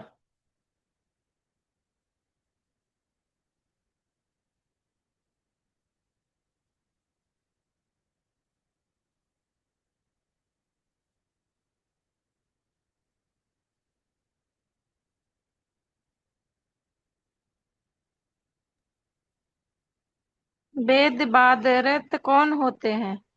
हाँ जी, वेदवाद रत जो है वो है तथाकथित ज्ञानी होते हैं। वेद का पंडित तो है, बहुत सारा श्लोक तो बोलते हैं, लेकिन वो श्लोक का अर्थ जो नहीं जानते हैं, उनको बोलते हैं वेदवाद रता। केवल वेद के ऊपर वाद करते, केवल जो है श्लोक पठन करते रहते हैं, लेकिन उसका असली अर्थ उसको मालूम नहीं। उसको बोलते हैं वेदवाद रता। हरे कृष्णा प्रभु जी, मैंने कहीं सुना था, हम्म। कोई ऐसे, मतलब जो हमारे प्रभुपाद की लाइन में नहीं है, भक्ति लाइन में नहीं है, वो लोग भी भगवत गीता का व्याख्या करते हैं। हम्म। और वे कहते हैं कि ये कृष्ण जो है ब्रह्म का एक स्वरूप है, और कृष्ण के अंदर जो ब्रह्म है वो बैठा है और वो बोल रहा है। तो अहम सर्वस्व प्रभो बोले तो वो कृष्ण नहीं है, तो हम्म। ब्रह्म है जो सबके स्वामी है, कृष्ण नहीं है। ऐसा ऐसी इस प्रकार की व्याख्या है, मैंने सुनी है प्रभु जी। तो मैंने उसी के बारे में आपको बोला ना, ये है आपके डॉक्टर राधा कृष्णन। तो उनका हाँ, ये है। तो वो बोलते थे हाँ, कि श्री भगवान उवाच का मतलब ये है कि कृष्ण के अंदर बैठा हुआ भगवान बोल रहे हैं। तो उनको हम्म, पूछते हैं कि आप ऐसे कैसे बोल सकते हैं? तो वो बोलते हैं जब धृतराष्ट्र बोल रहा था तो उधर धृतराष्ट्र उवाच लिखा है, जब हाँ। अर्जुन बोल रहे थे तो तभी अर्जुन उवाच लिखा है, जब संजय बोल रहे थे तो संजय उवाच लिखा है, लेकिन जब कृष्ण बोल रहे थे फिर उधर कृष्ण उवाच होना चाहिए था। वो कृष्ण उवाच नहीं हुआ, उधर भगवान उवाच हुआ, इसीलिए कृष्ण नहीं, कृष्ण के अंदर बैठा हुआ भगवान बोल रहे, ऐसा उनका कहना है। हम्म, सही है। हरे कृष्णा।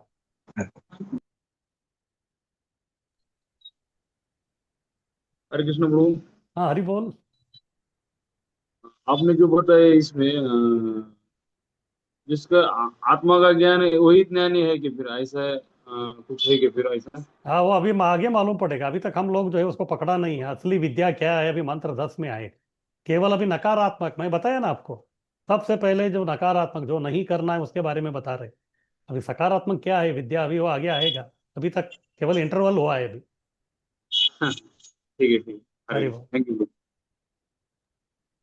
हरे कृष्णा प्रभु जी, दंडवत प्रणाम। दंडवत। प्रभु जी, जो भगवान बुद्ध की फिलॉसफी थी वो मायावादी थी क्या? उसको मायावादी नहीं, उसको समझेंगे? बोलते हैं शून्यवाद, पूरा जग जो है पूरा शून्य शून्य शून्य है बस। वो मायावाद नहीं था, वो शून्यवाद, लेकिन मायावाद का एक भाई है वो बस, क्योंकि ये सब एक प्रकार का नास्तिकवाद है। बोले तो भगवान के आकार या उसका अस्तित्व को नकारने वाले हैं। ब्रह्मवाद, मायावाद, शून्यवाद, इसी प्रकार से, या निर्विशेषवाद, ये सब एक दूसरे के भाई भाई है बस। ओके प्रभु जी, पर भगवान ही ये सब करते हैं प्रभु जी, ऐसा क्यों? हाँ, वो भी क्योंकि तो भगवान उस है। समय में जो है इमरजेंसी सिचुएशन था। अच्छा। क्योंकि उसके पहले जो है वेदों का नाम पे जो है लोग जो है इतना हिंसा कर रहे थे, तो अब हिंसा को रोकना था उनको। तो इसीलिए जो है वो बुद्ध के रूप में आए। फिर जिस वेद के नाम पे ये लोग इतना हिंसा कर रहे, तो इसलिए उस वेदों को ही दूर रखने के लिए उन्होंने वेदों को नकार दिया, क्योंकि तभी वो इमरजेंसी सिचुएशन था। फिर बाद में जब ये थोड़ा शांत हो गया तो फिर उसके बाद जो है फिर से वेदों को री एस्टेब्लिश करना था, तो तभी उन्होंने वो काम जो है शंकराचार्य जी को दिया। फिर शंकराचार्य जी आके वेदों को फिर से पुनरुत्थान किया, तब जो है भारत से पूरा बौद्ध धर्म जो है बाहर भाग गया। वो इमरजेंसी सिचुएशन था। प्रभु जी, पर शंकराचार्य ने भी द्वैतवाद का ही किया ना प्रचार? हाँ अद्वैतवाद का ही किया, लेकिन उन्होंने वेदों को नकारा नहीं। ओके। वेदों के नाम लेके उन्होंने बताया कि वेदों के अनुसार भगवान निराकार है, क्योंकि वेद जो है वो दोनों बताते हैं, साकार निराकार दोनों। तो इसीलिए वेद और वैदिक शास्त्र जो है आप किसके माध्यम से आप पढ़ रहे वो बहुत महत्वपूर्ण है। आप वैष्णवों के मुख से पढ़ रहे हैं या मायावादी के मुख से पढ़ रहे हैं, तो उसके हिसाब से होता है। ठीक है प्रभु जी, थैंक यू। हरे हरे कृष्ण। कृष्ण।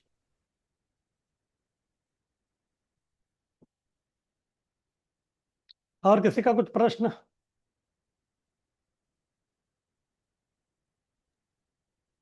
प्रभु जी, ये मायावादी मतलब अपने बारे में तो अच्छी तरह से जान लेते हैं, लेकिन भगवान के बारे में ऐसा क्यों प्रभु जी? वो अपने बारे में कहाँ अच्छी तरह जान लेते हैं? आपको ऐसा क्यों लगता है वो अपने बारे में अच्छी तरह जान लेते हैं? क्या वो हाँ, अपने मैं बारे में? आत्मा हूँ बोल के वो जान लेते हैं ना प्रभु जी। अब लेकिन वो तो अधूरा ज्ञान है ना। ठीक है, आपको जो है केवल आत्मा है वो मालूम हो गया, अभी आपको बताया गया कि आपको दिल्ली जाना है, तो ठीक है, लेकिन दिल्ली जाके करना क्या है वही आपको मालूम नहीं है, तो फिर आप दिल्ली जाके क्या करेंगे भाई? तो मुझे केवल दिल्ली जाना है, दिल्ली का टिकट दे दिया, तो फिर वो आधा काम हो गया। दिल्ली में जाके करना क्या, जब वो मालूम पड़ेगा तभी पूरा ज्ञान है। यानी कि आप आत्मा है तो ठीक है, फिर आत्मा का काम क्या है? हाँ, तो परमात्मा कौन है वो समझ के जो है उनका सेवा करना है, लेकिन वो नहीं करते। तो उनके पास जो ज्ञान है वो अधूरा ज्ञान है, वो कुछ काम का नहीं।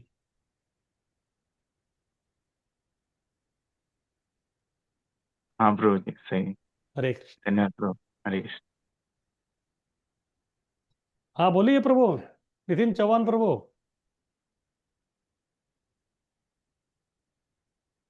हरि बोल। हाँ, हरे कृष्ण प्रभु जी। हाँ बोलिए। आवाज आ रहा है? हाँ तो आवाज आपका थोड़ा कट आवाज रहा आ है। रहा है प्रभु जी? हाँ अभी आ रहा है, बोलिए। ओके। प्रभु जी, आपने माया या अपहृत ज्ञान उसका जो एग्जांपल दिया, तो अभी प्रभु जी ने एक ने पूछा, तो आपने उपेक्षा करके उनको बताया कि उनकी उपेक्षा करना चाहिए, उनको नॉलेज भरपूर रहता है। हम्म। पर हम जब देखते हैं कि रूप गोस्वामी ने वैसे ही किया कि उपेक्षा किया, कोई हम्म। तो पंडित आया, पर जीव गोस्वामी ने नहीं, मेरे गुरु का तुमने अपमान किया तो उसको हराया। मतलब ये हम्म। भी है ना, मतलब अपने, तो हाँ हमारी देखिए, फिलोसफी इतनी इतनी अच्छी है तो हमको ये भी कर सकते हैं ना प्रभु जी? हाँ, तो अगर आपके पास वो क्षमता है, फिर आपको ऐसा लग रहा है कि आपके बात वो व्यक्ति मानेगा, फिर आपके पास वो शक्ति है कि आप अपनी ज्ञान के बलबूते के उसको पटा के ही छोड़ेंगे, उसको पटाने में आप पटु है, तो फिर हमको कोई प्रॉब्लम नहीं थे, आप आगे जा सकते हैं। लेकिन कई बार ऐसे होता है कि उसका सुन सुन के जो है व्यक्ति जो है वो आउट होने का चांसेस ज्यादा रहता है। तो इसलिए मैं चैतन्य महाप्रभु ने बोला कि मायावाद भाष्य सुनी लो, वो है सर्वनाश। अगर आपको लग रहा है कि आप बहुत ही सेफ है, और आप जो है बहुत ही प्रकांड पंडित है, और आपके पास जो इतना शक्ति है, आपके पास वाक शक्ति है, आप जो भी बोलेंगे वो सुनने के लिए तैयार हो जाता है, फिर आपका वो बात मानेगा, आपको शरणागत होगा, तो फिर हमको कोई आपत्ति नहीं है। लेकिन 99.9% ऐसा होता नहीं है। और वो लोग भी जो है केवल आपको खिल्ली उड़ाने के लिए, आपको टिंगल विंगल करने के लिए वो सब करते रहते हैं। वो समझ के आपको ये करना पड़ेगा। उससे अच्छा है जो नादान व्यक्ति है उसको थोड़ा भगवत गीता का ध्यान बोलिए, तो फिर वो कम से कम एक दो माला कर सकता है। और ये लोग जो है असूया वाले लोग हैं, ये डायरेक्ट जो है भगवान को गाली देंगे। फिर इस प्रकार हम वो सुनेंगे तो फिर हम भी एक प्रकार से जो है उनको भगवान को गाली देने के लिए हम प्रेरणा दे रहे हैं, इस प्रकार होता है। तो उस प्रकार से हम भी इनडायरेक्टली जो है अपराध में शामिल हो जाते हैं। तो इसलिए अगर आपको ऐसा लग रहा है, जैसे आप जीव गोस्वामी को बोले, तो जीव गोस्वामी ने जो है उसके साथ वाद विवाद क्यों किया? क्योंकि जीव गोस्वामी को अपने गुरु का जो है स्थान को ऊपर दिखाना था। क्योंकि उसको ऐसा लग रहा था कि रूप कविराज को कि बस मैं ही श्रेष्ठ हूं, ये उसको अच्छा नहीं लगा, जीव गोस्वामी को अच्छा नहीं लगा ये। उन्होंने बोला कि ठीक है, रूप गोस्वामी ने सोचा था कि अभी ये इसके पास साथ कहाँ करने का, उपेक्षा कर दिया उन्होंने। लेकिन जब उनको मालूम हो गया कि ये केवल रूप गोस्वामी नहीं, और एक पंडित बैठा है इधर जीव गोस्वामी, तो उनके पास गए। फिर उनको सीधा उन्होंने बोल दिया कि तुम्हारे गुरु ने साइन किया, तू भी करो। तो ये तो बहुत घमंड था, ये घमंड देख के जो है वो अच्छा नहीं लगा उनको। उस घमंड को चकनाचूर करने के लिए, क्योंकि ये उनके गुरु के प्रति जो है वो ये कर रहा था, इसीलिए गुरु के प्रति ये हो गया, तो फिर उनको सहन नहीं हुआ, तो तभी उन्होंने चैलेंज को स्वीकारा। अन्यथा उनको भी जो इनके साथ जो है वाद विवाद करने की कोई आवश्यकता नहीं।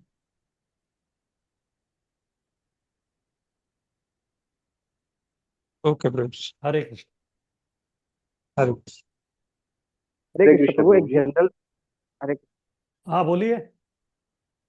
प्रभूजी, आता तुम्ही जे सांगितलं हे मायावादीपासून लांब जायला पाहिजे आपण. काल आपला परतूडला जन्माष्टमीचा कार्यक्रम होता आणि ह्या कार्यक्रमात तिलक वगैरे लावून असे 2 जण आले होते. आणि एवढं म्हणजे सुरुवातीला वाटलं आपल्याला भक्तच आहेत ते, पण नंतर त्यांनी जे मायावादीचं सांगायला सुरुवात केली, मला शेवटी गप्प बसायचं निघूनच जावं वाटलं. तर ते सांगितलं, आता लक्षात आलं की तुम्ही सांगितलं ते जर पाळलं तर आपण सहज त्याच्याबद्दल. बस जो मैं बोल रहा हूँ, आपने जो है पूरा कल पूरा प्रैक्टिकल कर लिया आपने। जय हो, जय हो। धन्यवाद. हरे कृष्ण। हरे कृष्ण प्रभु, एक प्रैक्टिकल क्वेश्चन पूछना चाहता हूँ। हाँ बोलिए। एक बार मैं एक जगह गया था, तो वो मेरे को बोल रहा था कि अरे तुमने तो पहला बहुत नॉनवेज खा लिया, अभी इसका में जाके सब ऐसा नॉनवेज नहीं खाते हो, तुमने जो खाया था बहुत बहुत सारा, वो तो ऐसे ही रह गया ना तुम्हारा पेट में, अभी क्या तुम नया नया बता रहे हो? ऐसा ऐसा वो मुझे बोल रहा था, तो मेरे को कुछ आंसर दे नहीं पाया उसको मैंने, तो उसको उसके बारे में थोड़ा सा बता दीजिए। उसके बारे में क्या बोलना है? वो उसके वाक्य सुनने से आपका जो है भक्ति में कुछ प्रगति होने वाला है क्या? वो जो है आपको जो है भक्ति छोड़ने की बात कर रहा है। अभी आपको जो है थोड़ा अक्ल से बात काम करना पड़ेगा। ये व्यक्ति जो है मेरे अच्छाई की बात कर रहा है क्या बुराई कर रहा है? उसको जो है कोई लेना देना नहीं है, उसको जो है भक्ति से कोई लेना देना नहीं है। और वो भी ये चाहता है कि वो भी जो है अभी जो है आप जो मांसाहार छोड़ दिया, फिर से आप मांसाहारी बने। और इस प्रकार के लोगों का आपको संग करने की इच्छा है क्या?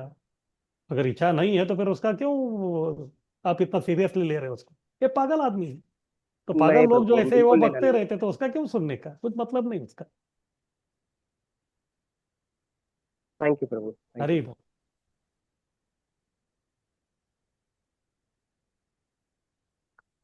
ठीक है, और किसी का कुछ प्रश्न? प्रभु जी हरे कृष्णा। ये प्रभु जी, इससे पहले प्रभु जी वो मराठी में कुछ पूछे थे, हमें समझ में नहीं आया प्रभु जी। हाँ हाँ, मराठी में क्या वो बोल रहे थे कि कल जो है उनका गांव में परतूर में जो है उनका जन्माष्टमी था।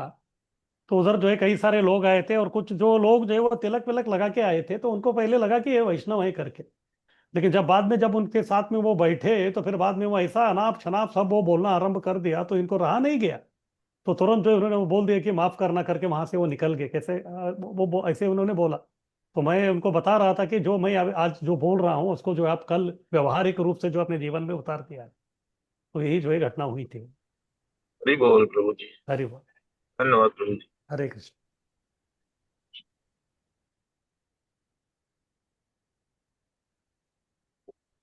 तो ठीक है, किसी का कुछ प्रश्न नहीं है तो फिर हम लोग आगे बढ़ते हैं। तो अभी तक हमने देखा, हमको जो 3 विषयों के बारे में जानना है, एक है अविद्या, दूसरा है तथाकथित विद्या, उसके बाद सही विद्या।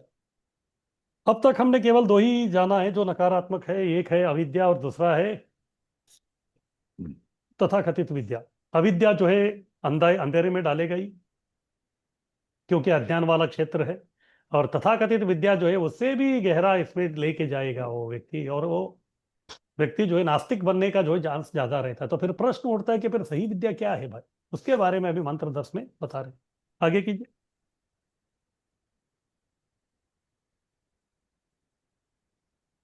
तो मंत्र 10, अन्य देवाहुर विद्यान अन्य दाहुर अविद्यया इति शुश्रूम धीरा नाम ये नस्तत् चक्षिरे। आगे कीजिए।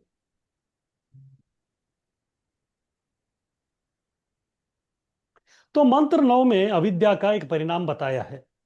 अब मंत्र 10 में सही विद्या का अलग प्रकार का परिणाम क्या होता है वो अभी बता रहे हैं। तो प्रश्न है कि सही ज्ञान क्या है। तो अपने आध्यात्मिक स्वरूप जानने की विधान पालन करना ही जो है वो सही ज्ञान है, और इसे आत्म साक्षात्कारी धीर व्यक्ति से लेना पड़ता है। तो सही ज्ञान क्या है? सही ज्ञान ये है कि जीवेर स्वरूप है कृष्णेर नित्यदास। लेकिन ये कहाँ से मिलेगा? ये जो है वही साक्षात्कारी व्यक्ति जो इस जीवेर स्वरूप है कृष्णेर नित्यदास स्तर तक आ गया है, और उसका साक्षात्कार जो व्यक्ति को हो गया है, वो जो धीर व्यक्ति है वही आपको समझा सकता है, अन्यथा और दूसरा कोई नहीं समझा सकता। इसलिए अपने आध्यात्मिक स्वरूप को, यानी कि जीवेर स्वरूप है कृष्ण नित्यदास, इसको जानने का विधान को पालन करना, यानी कि भक्ति करना। और ये कहाँ से मिलेगा हमको ज्ञान? ये ज्ञान जो है आत्म साक्षात्कारी, जो ऑलरेडी वो आत्म साक्षात्कार हो चुका है, उस प्रकार का जो धीर व्यक्ति, उसी से लेना पड़ेगा। इस साक्षात्कार में अगर कोई बाधा आता है तो वही अविद्या है, बस सिंपल। तो विद्या यही है, हमको जानना है कि मैं कृष्ण का नित्य सेवक हूं और उसके हिसाब से हमको सेवा करना है। और ये जो मार्ग है आत्म साक्षात्कार का, इसमें जो भी बाधा आता है वो सब अविद्या है। इतना जो है सिंपल है इसका डेफिनेशन। आगे कीजिए।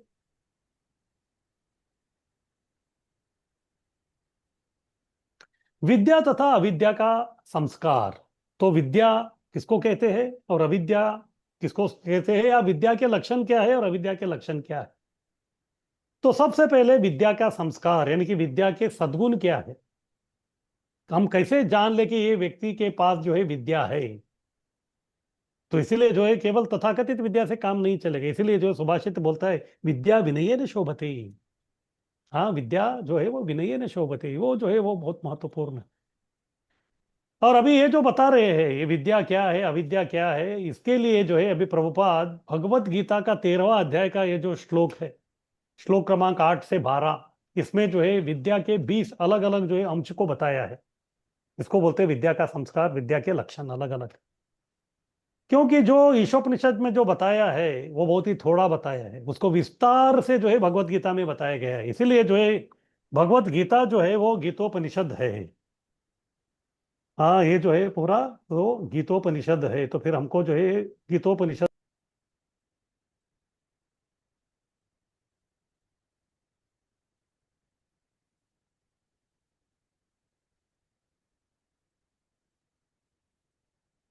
हरे कृष्णा। प्रभु जी फोन फोन एक पे मिनट थे। ठहरिए, मेरा थोड़ा फोन कॉल आ रहा है आपसे, मैं बाद में प्रवचन आरंभ करता हूँ, ठीक है? नहीं नहीं, ठीक है। मुझे अनम्यूट कीजिए, सॉरी, मुझे म्यूट कीजिए माता जी।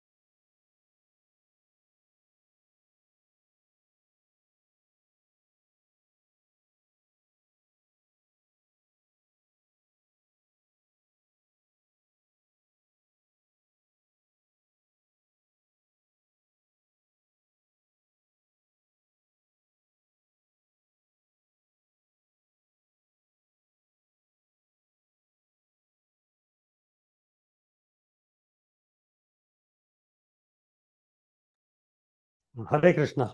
अभी क्या है, हमारा जन्माष्टमी चल रहा है, बहुत सारा काम चल रहा है, उसके बीच में जो है मैं अभी आपको प्रवचन दे रहा हूँ। 2 दिन से जो है मेरे पास बिल्कुल टाइम नहीं है, तो सॉरी। तो ठीक है, किसी कोई कुछ पूछना था क्या बीच में? किसी का कुछ ये था? नहीं प्रभु जी, उन्होंने गलती से अनम्यूट हुआ था तो म्यूट करने के लिए बोल रहे थे अच्छा बाकी लोग। ठीक है, चलो फिर आगे बढ़ते हैं हम लोग। हाँ, तो मैं बता रहा था कि जो क्या बोल रहा था। हाँ, ईशोपनिषद में जो है ना, वो सब विस्तार रूप से जो है गीतोपनिषद में है। इसलिए गीता का जो है सब उपनिषदों का सार बोलते हैं। बोले तो अभी आपको मालूम पड़ेगा, अभी जो है ईशोपनिषद में कई अलग अलग प्रकार के जो विषय उसके ऊपर हम लोगों ने चर्चा किया। इसको जो है विस्तार से फिर से आएगा वो गीतोपनिषद में। आपको लगेगा कि अरे ये तो हमने ईशोपनिषद में पढ़ा था, तो सही है।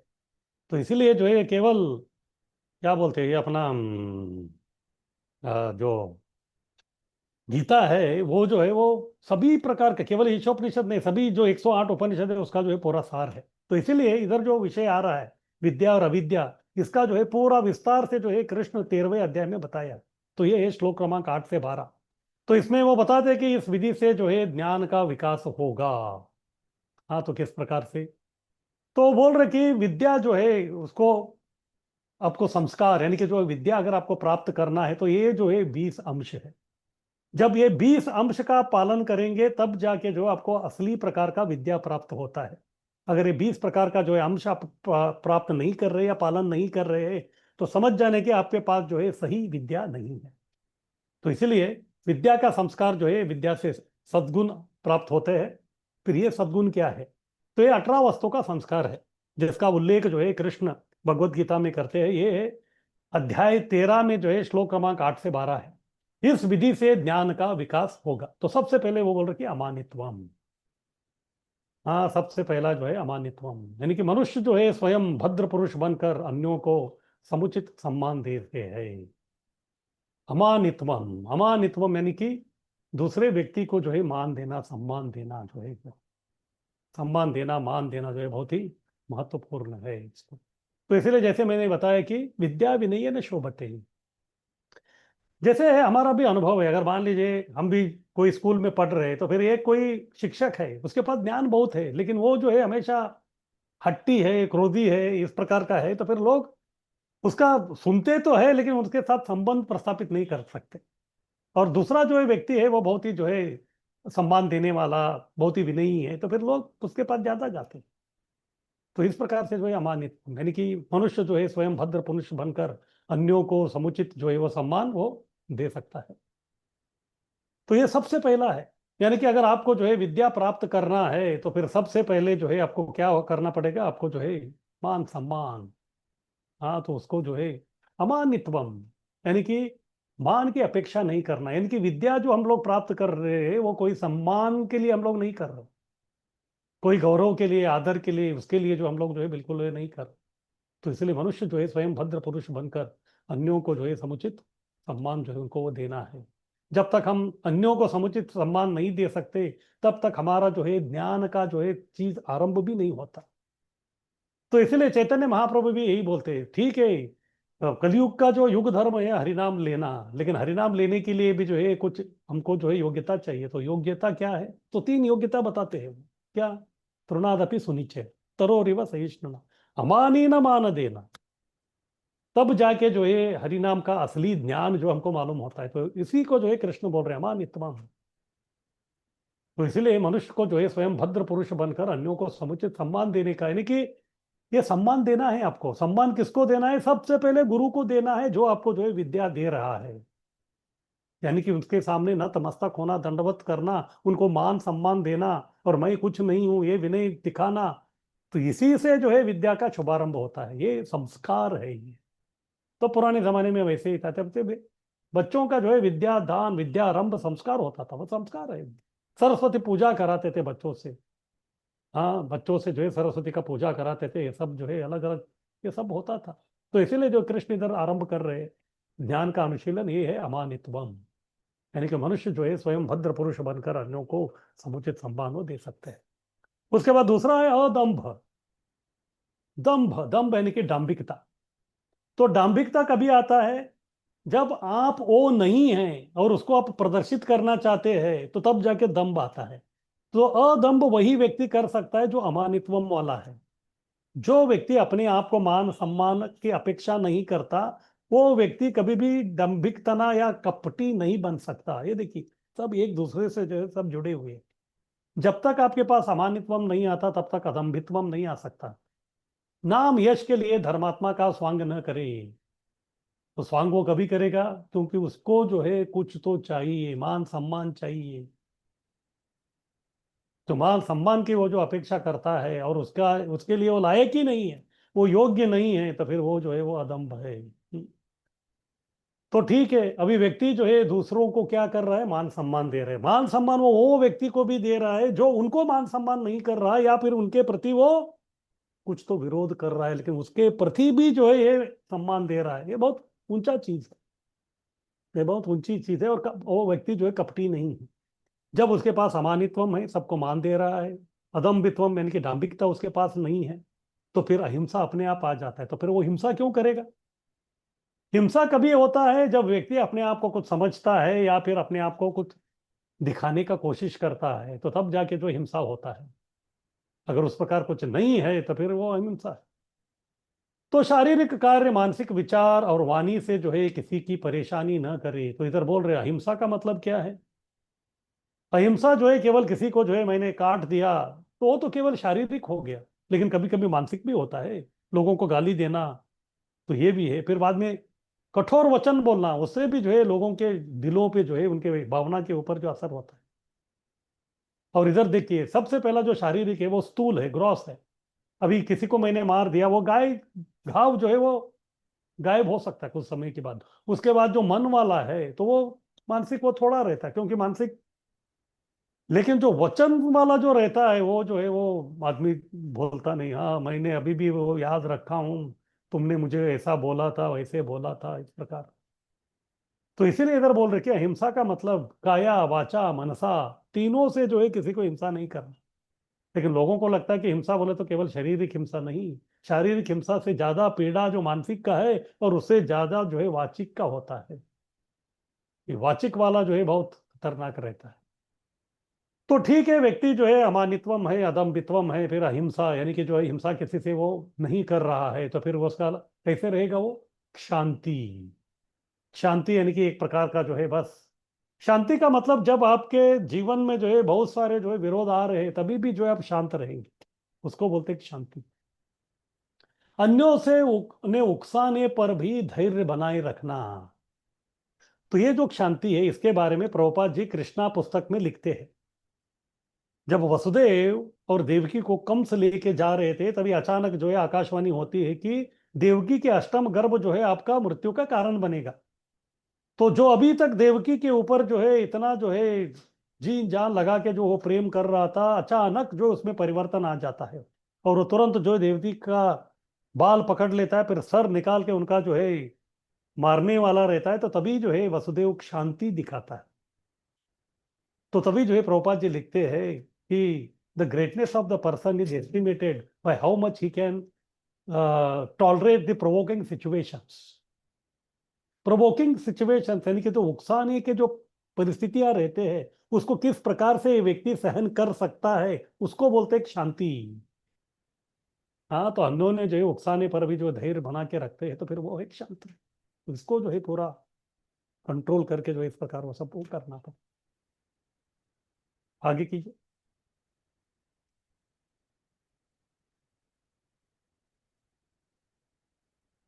उसके बाद है आर्जवम। आर्जवम यानी कि सिंप्लिसिटी। तो ये व्यक्ति जो है, जब व्यक्ति किसी उसको उकसा भी रहा है, तो तभी जो है वो बदले में कुछ नहीं कर रहा है। क्यों? क्योंकि वो बहुत सरल व्यक्ति है। केवल सरल व्यक्ति ही उनके ऊपर जितने भी जो अत्याचार अनाचार होता है, तो फिर उसको वो शांत रूप से वो सहन कर सकता है। जैसे नित्यानंद प्रभु थे, उनके ऊपर जो है जगाई मदाई मदाई जो है उन्होंने आक्रमण किया, लेकिन फिर भी आर्जवम, वो जो है शांत थे। दूसरों के व्यवहार में छल करने से बचना। तो ऐसा नहीं कि वो लोग जो है मेरे ऊपर छल कर रहे तो फिर मुझे भी छल करना है, नहीं। ये जो है ये विद्यावान व्यक्ति का जो है ये लक्षण है ही नहीं। और ये व्यक्ति दूसरों को छल करने से बचता है। क्यों? क्योंकि ये सरल है ये व्यक्ति। जीवन जो है सरल है। इसीलिए जो है प्रभुपाद अपना फिलोसफी बोलते क्या, सिंपल लिविंग हाई थिंकिंग। बोलो तो जब सिंपल लिविंग रहेगा, आपका जीवन जो है आर्जवम यानी कि सरल रहेगा, तभी जो है हाई थिंकिंग यानी कि जो है आप अच्छा सोच सकते हैं, अच्छी तरह से जो आप सोच सकते हैं, अन्यथा जो ये नहीं होगा। फिर उसके बाद छठा है आचार्योपासनम। छठा है आचार्योपासनम। आचार्योपासनम का मतलब क्या है, तो वही आर्जवम का मतलब सिंपल लिविंग, आचार्योपासनम यानी कि हाई थिंकिंग।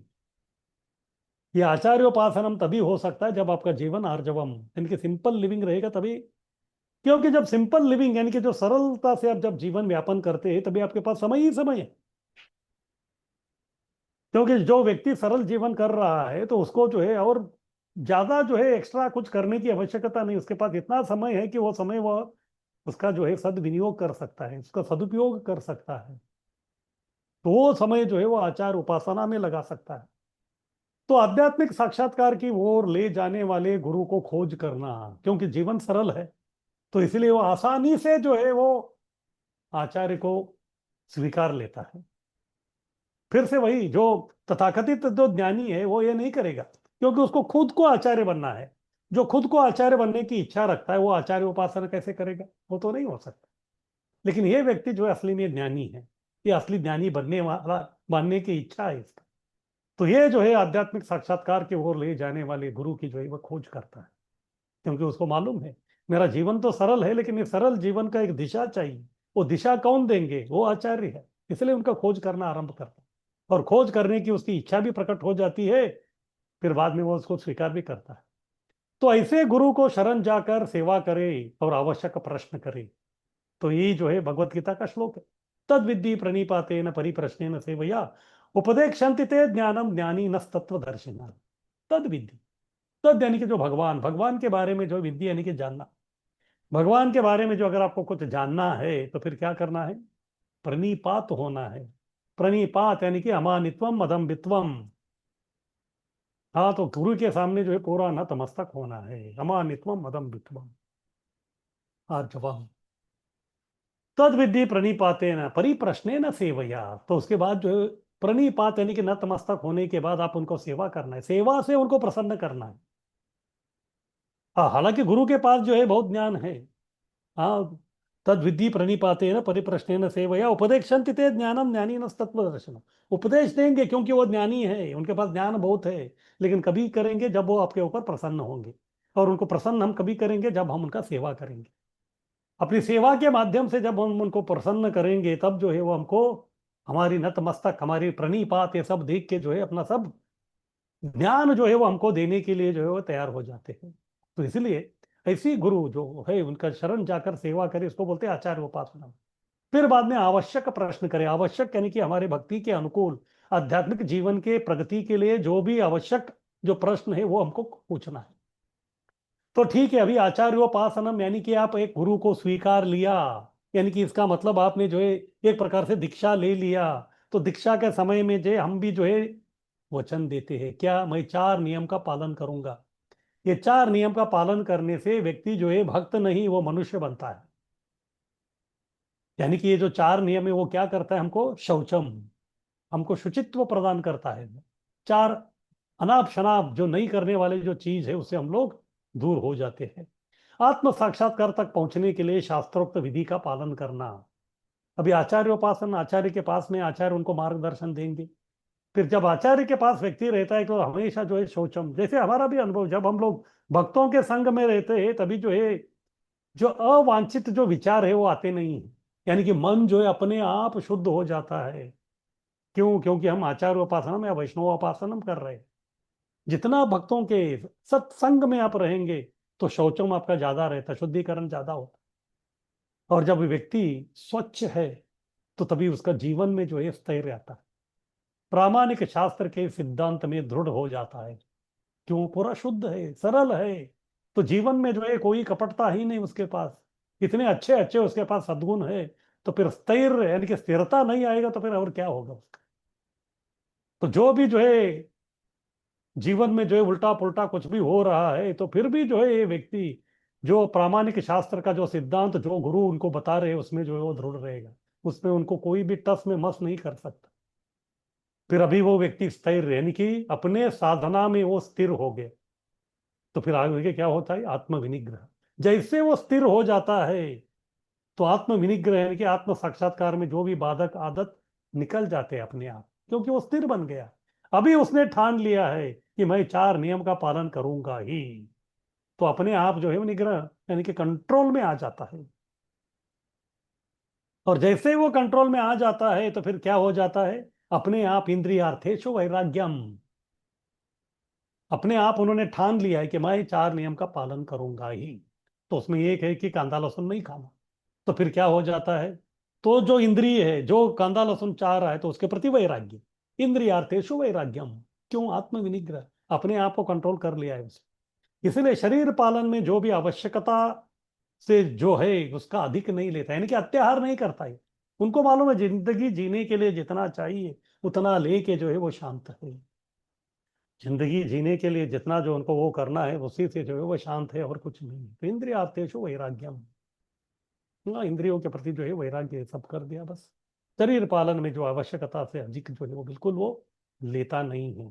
तो इस प्रकार से जो है ज्ञान का जो है संस्कार, ज्ञान का अनुशीलन, यानी कि ज्ञान प्राप्त करने से पहले आप में जो सद्गुण होने चाहिए उसके बारे में कृष्ण अर्जुन को बता रहे हैं, क्योंकि अभी कृष्ण अर्जुन को ज्ञान दे रहे हैं, इसलिए अलग अलग बोल रहे हैं। ये जो है टोटल 18 है, अभी तो केवल 10 हो गया है, और बचा हुआ जो 8 है अभी हम लोग अगली बार जो उसका हम लोग चर्चा करेंगे। तो बहुत बहुत धन्यवाद। वाञ्छाकल्पतरुभ्यश्च कृपा सिन्धुभ्यो च पतितानां पावनेभ्यो वैष्णवेभ्यो नमो नमः। हरे कृष्ण। हरे कृष्णा, दंडवत प्रणाम। हरे कृष्णा प्रभु जी, दंडवत प्रणाम। हरे कृष्णा, दंडवत प्रणाम प्रभु जी। दंडवत प्रणाम प्रभु।